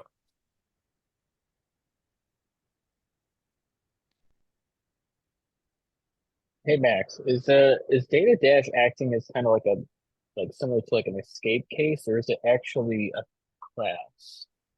It isn't a class, it is an attribute value, and it is designed by the HTML spec to allow developers to store data in their HTML that the browser knows not to interpret. So anything that data dash anything in the HTML spec, the browser's like, I don't need to interpret that. I'm not applying a class to it. I'm not using an ID to style it. I'm not using some inline styling on it. Right. I just know that this is something I need to keep track of. So if something does happen on it, the developer can pull that data back out about that element. Gotcha.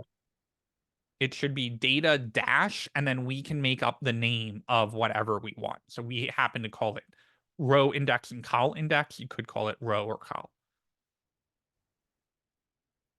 Can you go over the double horizontal bars? I mean vertical bar. Yeah, so right here, save that. I will, but let's finish the on click and then we can go through it. It's a good question, but I want to finish it up and then we can play with the data. Okay, now in our button clicked, we still need to check to see if where they are playing is empty, right? The problem that we run into is we no longer have access to the button because the button was coming from this for loop. So we need to modify our code a little bit. We're going to say if, and instead of looking in the button's inner HTML, we're instead going to look in the event target. What is the event target? It's the button they clicked on. So we're going to say if the event target's inner HTML is equal to the NBSP, semicolon, then we still want to alert you little cheater. Else, we want to do something else. In order to know what we're doing it on, we need to extract out the row index and the col index.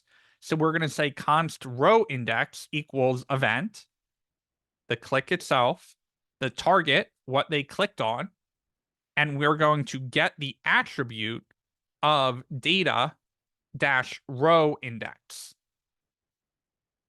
Where is this row index coming from? It is coming from the row index from right here. Then we're going to say const call index equals event target get attribute of the data call index.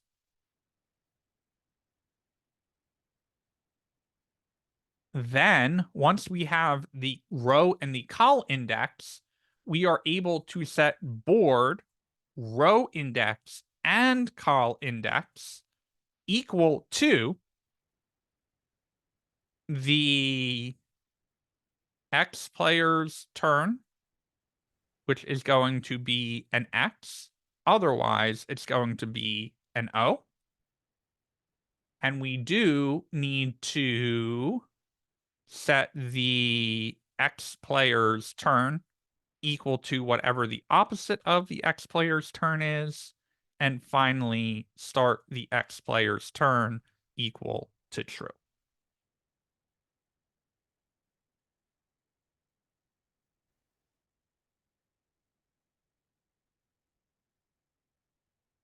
Do all this work. We click on one, and it says, "You little cheater." Sorry. This should be a not equal to. They're not playing in an empty space. So I click on one, nothing happens. And I'm like, come on. I've got my row index working. I'm setting the X or the O. I'm keeping track of whose turn it is. I need to do one final thing after I do all of this work, finally generate the board. I will take a pause after this. I'll let everyone catch up, and then I'll do an explanation, and we'll talk through it in the chat questions. Finally, if I have everything working, I should be able to play my game.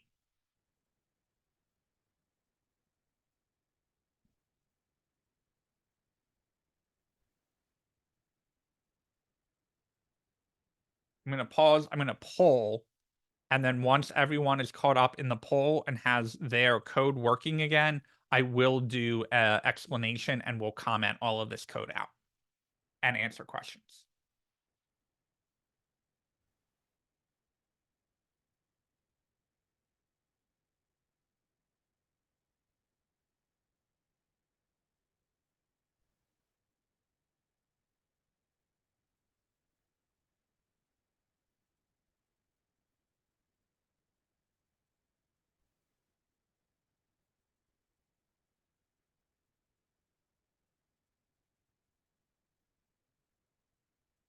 These don't matter if they're camel cased or not, because the HTML spec lowercases every attribute. Attribute names in HTML are not case sensitive. And in fact, if you look, I use a capital I when I generate the element, but when we look in inspect, it lowercases it. So whenever we use get attribute, it is basically just ignoring the case and making everything lowercase. Your other question is, what is get attribute? We're going to the event, which is the click, the target, which is the button that we're clicking on, and we're getting the value of the attribute named call index. So what is the button we're clicking on? Let's just say it's this one. We're getting the value of whatever the data-call index is. Here it is 2. Where did that 2 come from? It's because we stored the call index in an attribute called data-call index that was generated out from our for loop. So it's basically a cyclical thing to say generate out all the buttons, store the coordinates of that button when we generate them, and that way when an event happens on that button, we're able to figure out what the coordinates of it were. And because of that, we know where in the grid to update that data.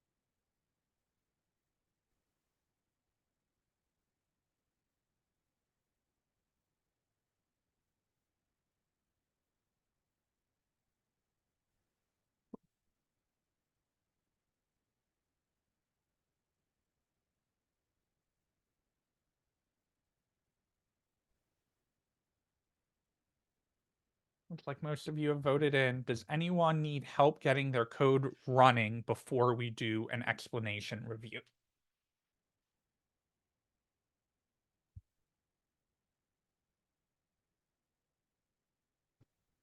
I have 2 error messages. Well, that's no good. Share your screen. Trying to debug, but I just can't do it fast enough. Quite all right.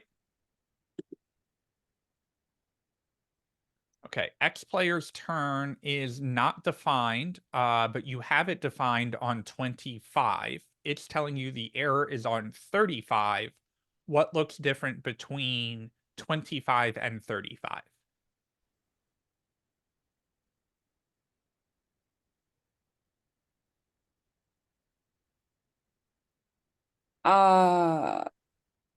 This, the exclamation point. Two Yeah. characters over from it. You've got some pairs. What am I not seeing? You've got some layers. Oh, the capital L. Oh my God. Okay. Okay, and then click on a square and make sure you get an X. Okay. There's you're too slow. Okay. So it's working. It is, but I don't know where you're too slow shouldn't be firing and is. So If that is probably a problem down in where we generate out the board. Nope. SP empty board. Event target inner HTML is not equal.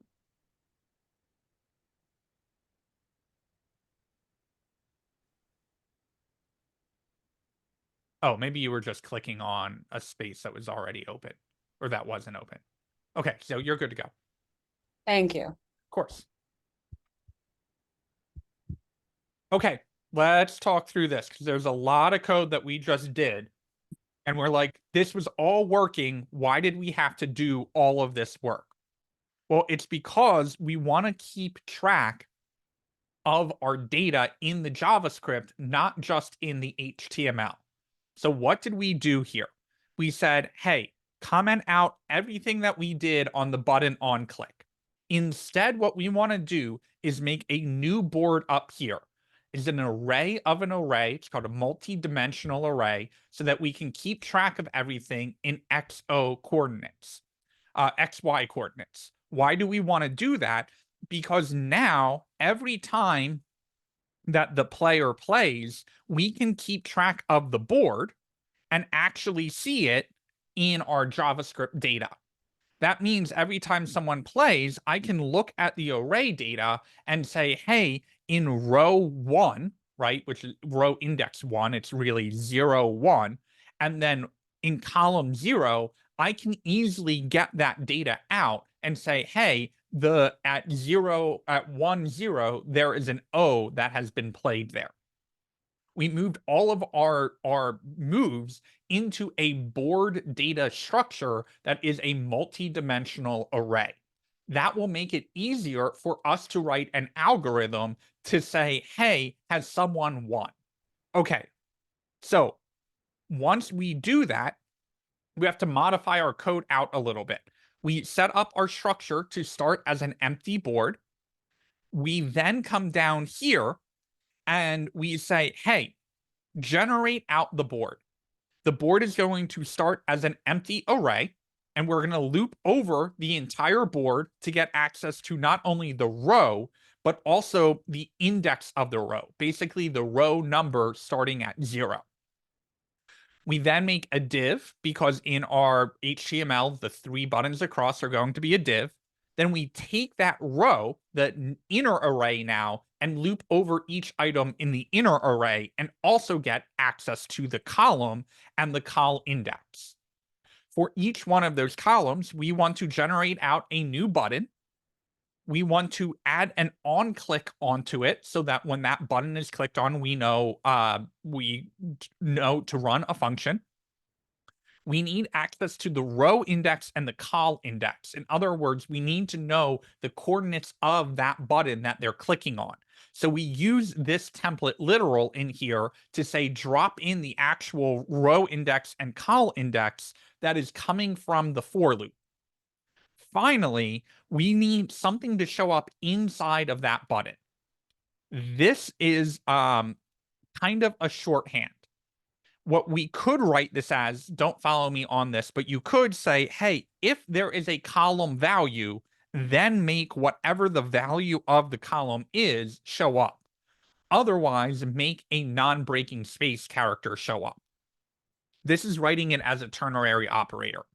What is the value of the col?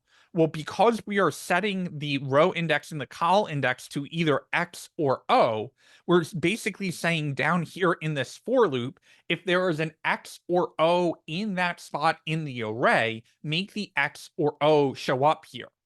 But if there is not an X or O in that spot, make the non-breaking space character show instead.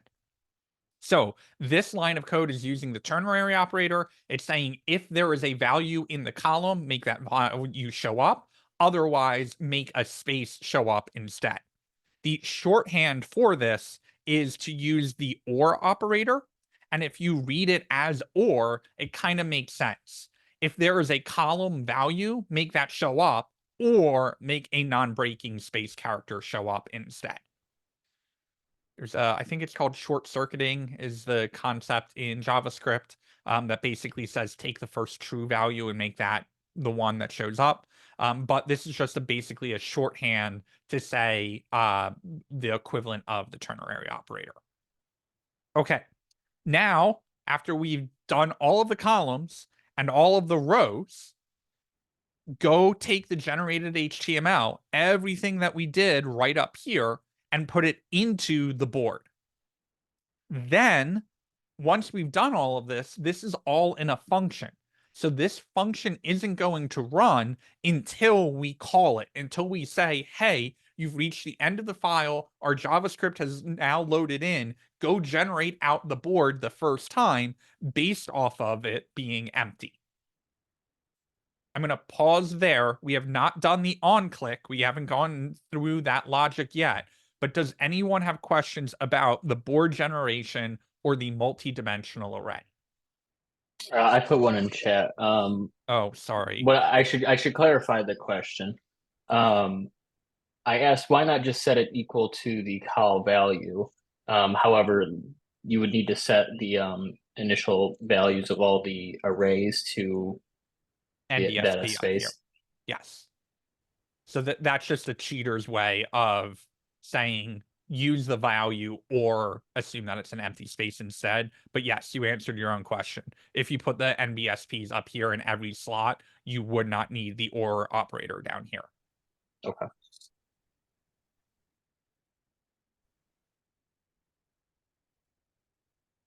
Other questions?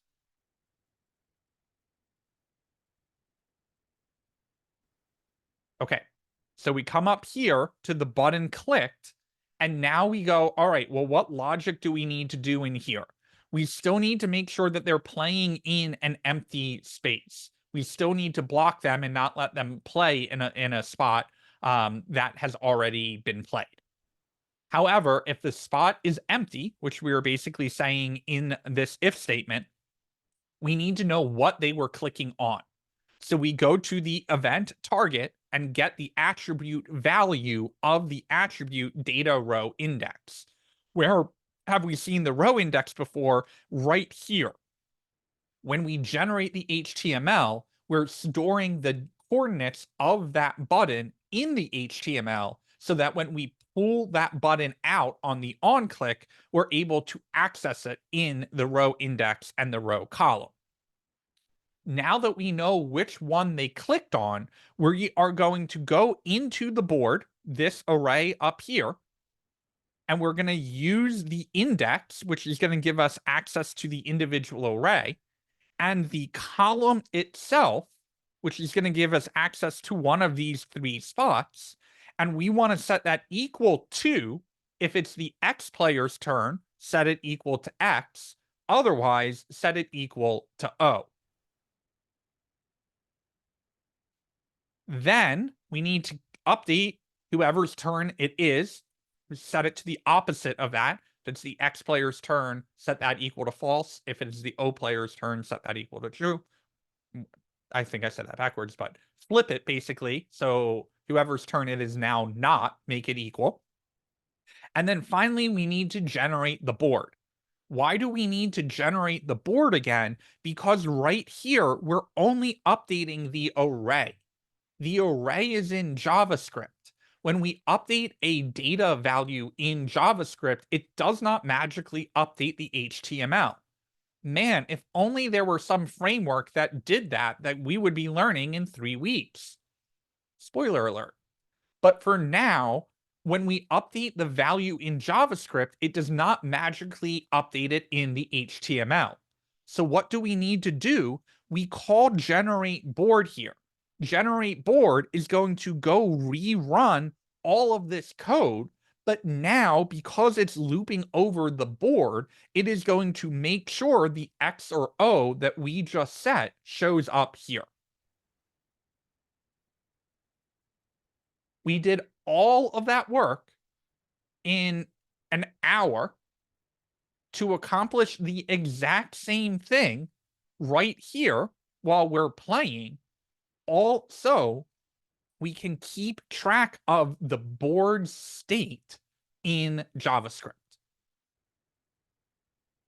So all of that refactor, that entire hour that we just spent, just got us back to where we were with this code right here.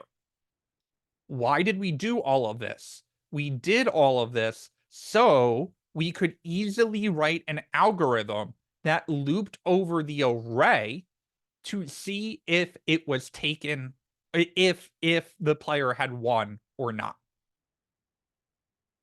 We're going to do that algorithm in a second, but we need to hit the pause button and say, hey, do we understand not only how all of this was working, our initial approach, but do we also understand how we generate the board, how we keep track of the on-click, how the multi-dimensional array is working, and how we regenerate the board based off of that data value. Pause there. I'm going to give you a full 3 minutes for this to soak in.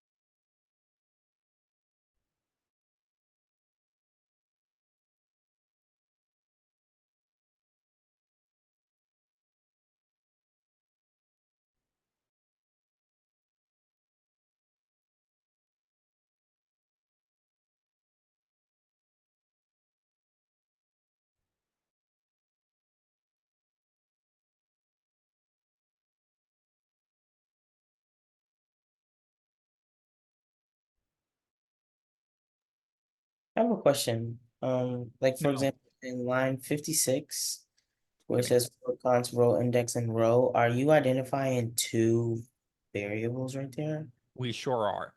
So object.entries gives us access to 2 pieces of information, right? So when we write a for loop normally, we would just say for const row of board, right?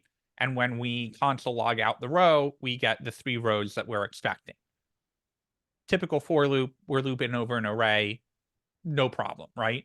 The problem is I want not only the row, I want the index of the row. I want to know what number of the row are we looping over. So the way that we can get access to that is by using object.entries. So if I console log out, my object.entries of the board, I can actually see it gives me kind of different array, right? It gives me 0, 1, 2, and it also gives me the value of that array. I'm like, okay, that's great. I want both of those things. How do I access the 0 and also access the value of the array? And so what we do here is we say, hey, when I'm looping over everything, give me the entries so I can keep track of the index. But because I am keeping track of two things now coming out of the array, I need to keep track of the index and the row. So because two things are coming out, I now need to use those square braces, but now I can access the two values that are coming back from object.entries. Okay. And it matters to have row index first before. Yes, because object.entries is actually returning the number first and then the value. So yes, the name of those variables does not matter, but the order does, because object.entries always returns the index first and the value second. Okay. Joe, you could use .map. .map gives you two parameters. Of course, because JavaScript is complicated, it gives it to you in the opposite value. So you could use .map, which would give you access to the row, and then you can do row index as a second parameter. That would also work. If there's time at the end of class, I can convert this code over. You would basically do, don't follow me. This is just a tangent. You could do board.map, which would give you access to the row and the row index.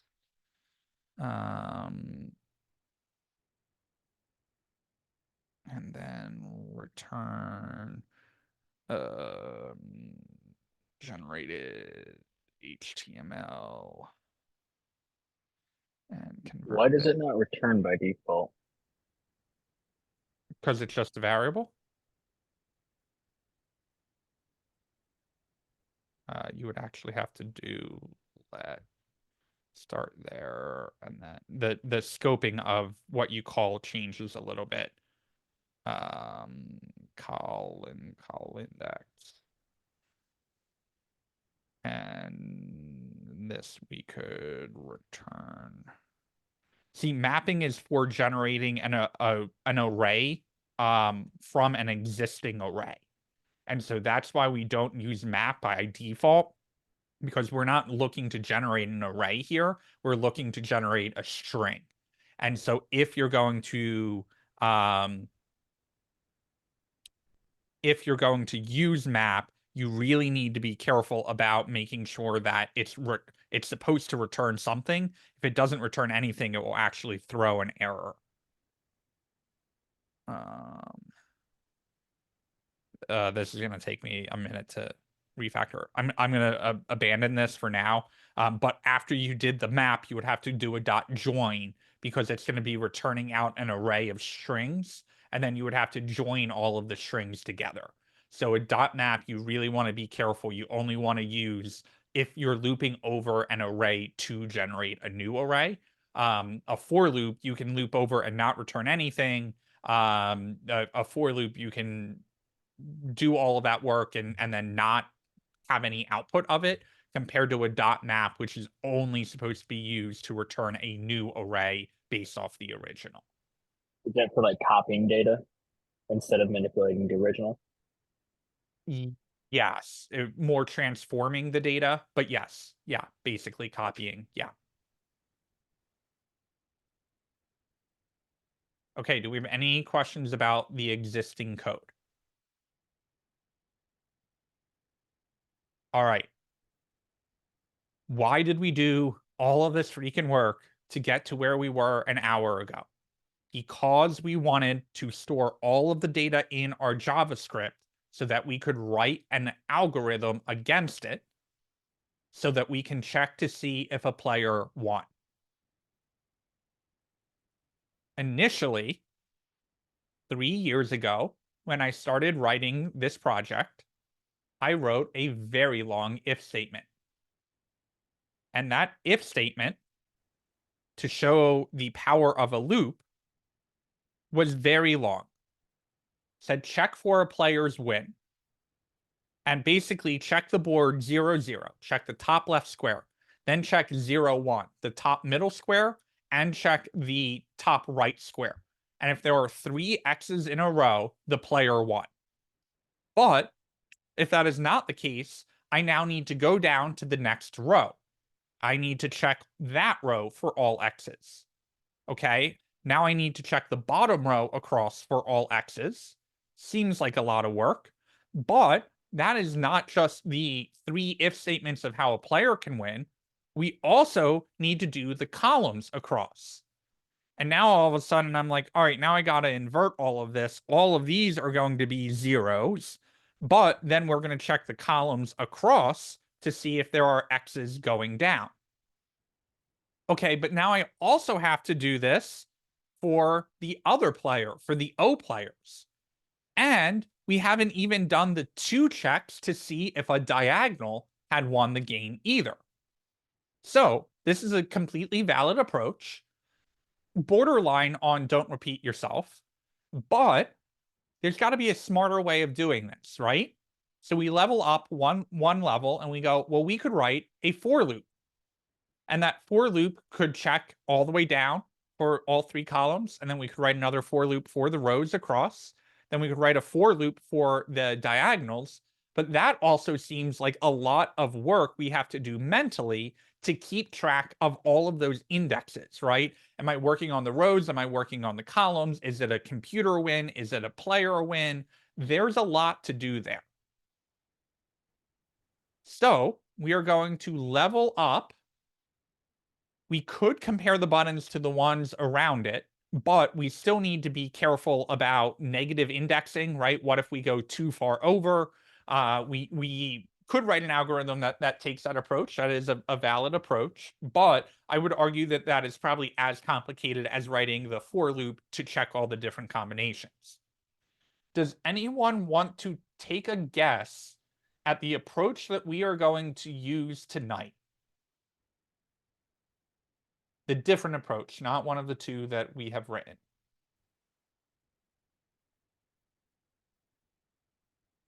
I'll give you a hint. It wasn't available last cohort.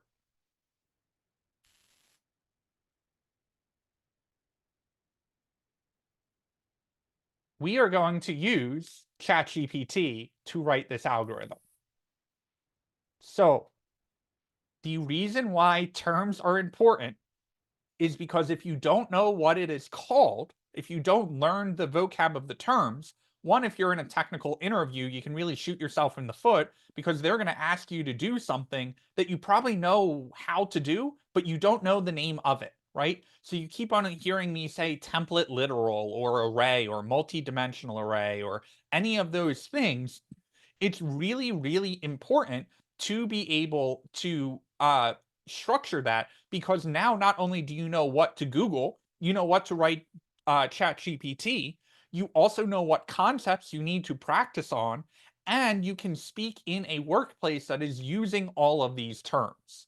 So we are going to head to ChatGPT. You don't have to follow me on this. I'm just, writing an example. And here's what I'm going to do. I'm going to start with in JS. ChatGPT is smart enough to know JS is JavaScript. This is a really easy part of your query to forget, because sometimes it's going to return something and it's not going to be in JavaScript. And you're going to be like, why is this not working? Wait, I don't know what any of this syntax is. Oops. ChatGPT gave me Python or Ruby or Java or some other programming language. That is not this. So always make sure that you give ChatGPT context that you want it in JavaScript. What do we want?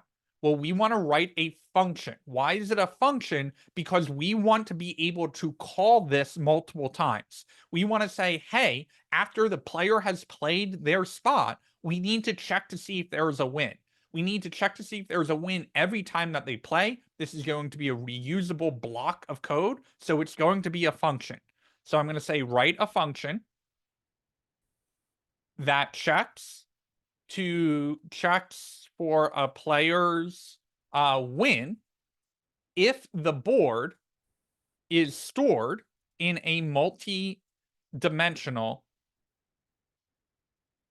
array. No way I spelled that right. We need to give ChatGPT context because it may have assumed that everything that we're storing is still in the buttons in the HTML. It may think that we have an array of 9 items of the X's and the O's, right? It doesn't know what our data structure is. What you could try and do is copy and paste the board in, the whole const board equals or let board equals, but this is using it in descriptive terms. So not only do we need to tell it it's a multi-dimensional array, we need to say with X, O, or an empty string being the values. We should probably say in Tic Tac Toe, because it needs to know what game we are playing. Now I hit enter on this, and it writes out a function.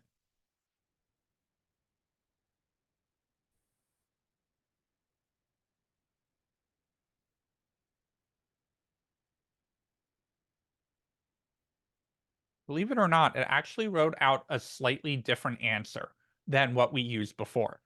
But I'm not going to blindly copy and paste this. Before I go anywhere, I need to understand it. So it says function check win. Okay, we're going to have to do that. We have to pass in the board as an argument because it is expecting the board as a parameter. Now it's running a for loop that runs 0, 1, 2 times, right? So that it's going to run 3 times. I is going to increment by 1 every time. And it is saying check the rows by taking 0, 0, 1, 0.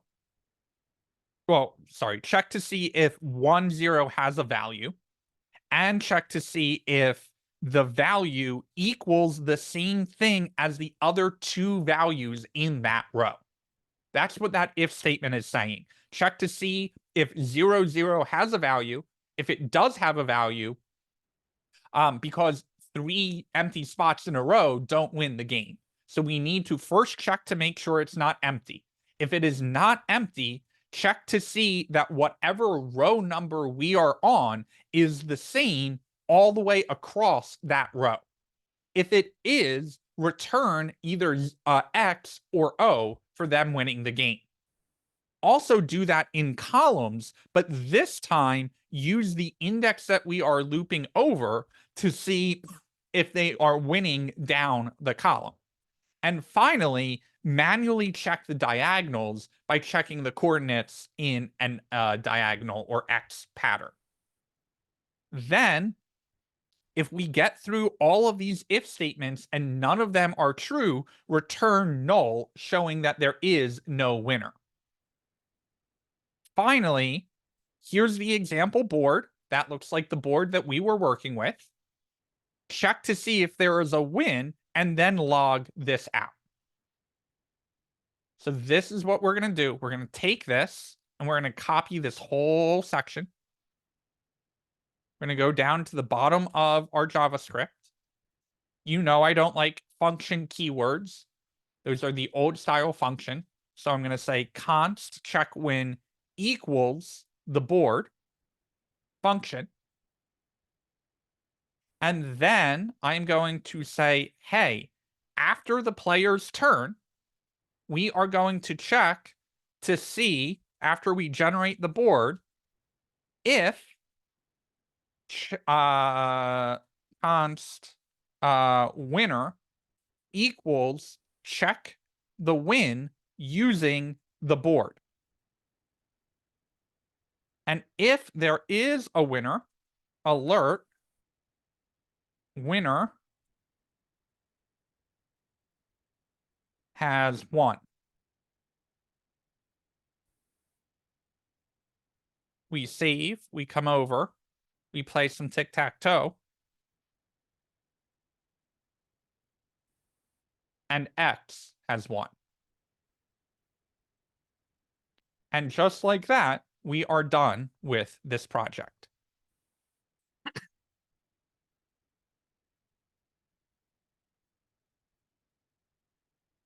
I'm going to share 2 links in the chat. One was the first ChatGPT answer that I got, and the second will be the one that we used in class. So you get an idea of how to write a query there. Whenever we are working with an algorithm that you just think, that's a lot of for loops I gotta write, as long as you can describe the structure of the data, you should be able to have ChatGPT generate out the algorithm that you need. You do need to be cautious and make sure that you can explain this code. If you cannot understand this, you can go back to ChatGPT and say, in the first if statement, what coordinates are you checking there? Actually, we can do that as an example. In the first if statement, what coordinates are you checking? And it will say, in the first if statements, the coordinates checked match the elements of the rows in the tic-tac-toe board. And then going to show you an example of, hey, if we use I0, it's going to be the ith row. And if we use I2, it's going to be the third element in whatever row that we are looping over. Each row, which is going to range from 0 to 2, is checking this information out. Then it gives you an example of a board.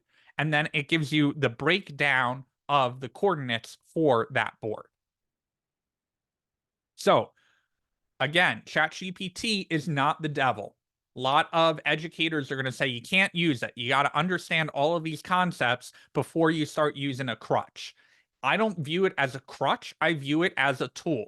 No one is going to pick up a circular saw and just start using it. They're going to go through a little bit of the safety features and figure out how it works before they put it on a piece of wood and don't accidentally cut off their finger. The same goes for ChatGPT. If you are learning these concepts and you're struggling with everything up until this point, you're not in a situation to use a crutch to do this. However, if you can read through this code and say, I could have written that out, but it would have taken me a lot of time to do each individual one, that is a great opportunity to use ChatGPT. Austin, you could set the window location to an empty slash. That would redirect and reset the board. You could also set the board back to an empty array and recall the generate board function. That would be a cleaner approach because the user's page wouldn't refresh. But either one would work. Joe. Just a tangent off of that question. I put the reset after the alert that the player has won, and it doesn't update until you click the button again. What would be a better place to put that in its own function and then call it separately with like a button or something? So the problem you're saying, let me make sure I understand your question. Are you saying that when a player wins, the X doesn't show up until you hit OK? Or are you asking a different question? No, because I had it set to reset to an empty array again. And it does work. You just have to click another empty square. So if you have like a completed board set. What you need to do is recall generate board after you set it to an empty array. Oh, so I can just set it under the like board equals empty array and then call generate board again in the if statement? Correct. Ooh.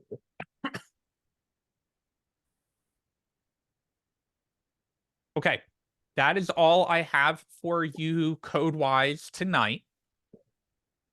I highly advise that you spend at least 2 minutes before you jump out of here reviewing this code, seeing if you have any questions. Because it is of no benefit to me that you get your code working if you don't understand it. So take a couple minutes, review it. If you feel like you get it, if you feel like you can take a step back and go, I know why we did these steps, you're probably in a good shape. I would not expect you to be able to know, hey, I've got to refactor all of this code so that I'm storing the data in the right spot.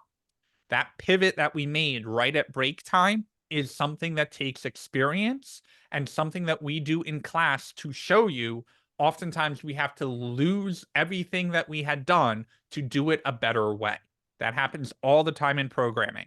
That's why we do this lesson, right?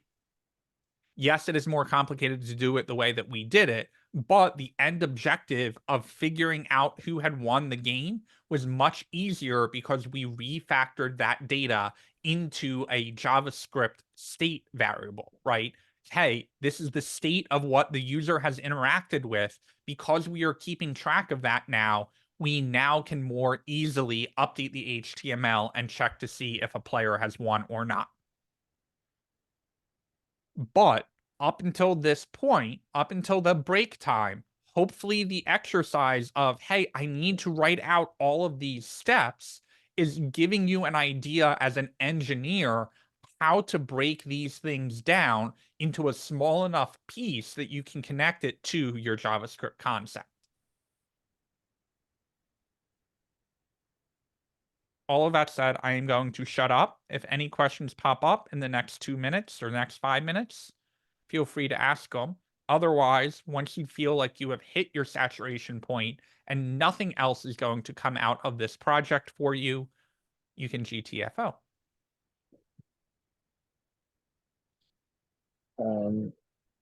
I got that question that you mentioned when I was asking my question last time, the having the X show up as you win. The trick to that is to put the alert in a set timeout. Alert is a JavaScript blocking function, which means no JavaScript can run as soon as that alert triggers, which is really annoying and why a lot of developers will build their own modal. But if you put the set timeout or the alert in a set timeout with a delay of like 250 milliseconds, that will give the HTML enough time to generate before the alert blocks the JavaScript from running. Is that just set timeout parentheses, the amount of milliseconds you want, comma, and then the argument you want to run? Yes, but the time goes at the end, so it looks like this.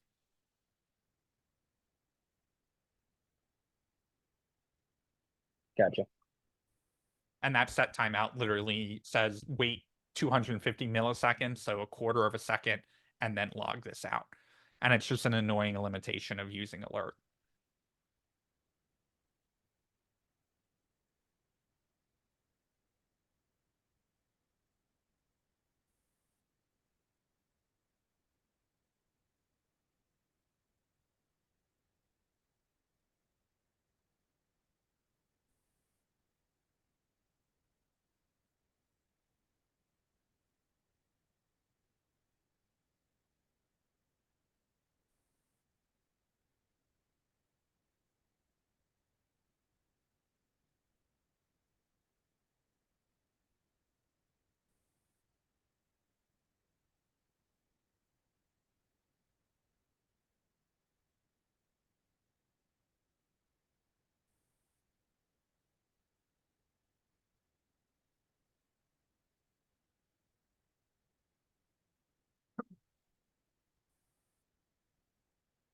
Do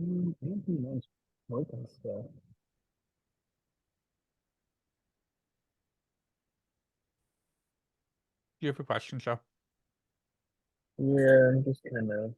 Whoa. Wait, why does that happen? Math is deciding that my dock belongs on my other screen now.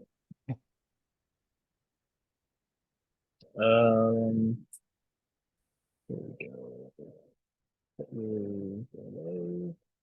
Okay. This should be calling correctly, or so it seems. So if winner set timeout, alert, yep.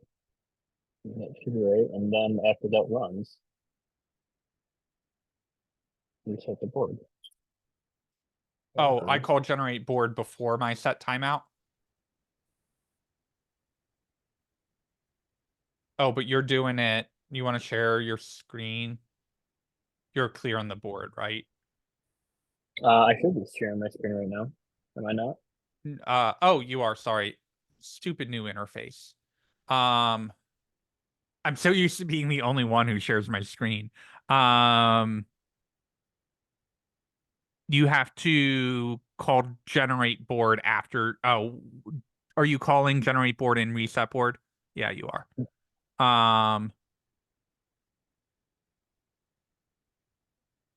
And that's not working. Here, I'll bring it over.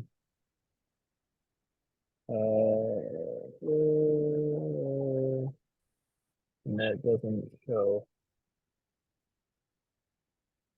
Oh, no, it's because it's clearing your board.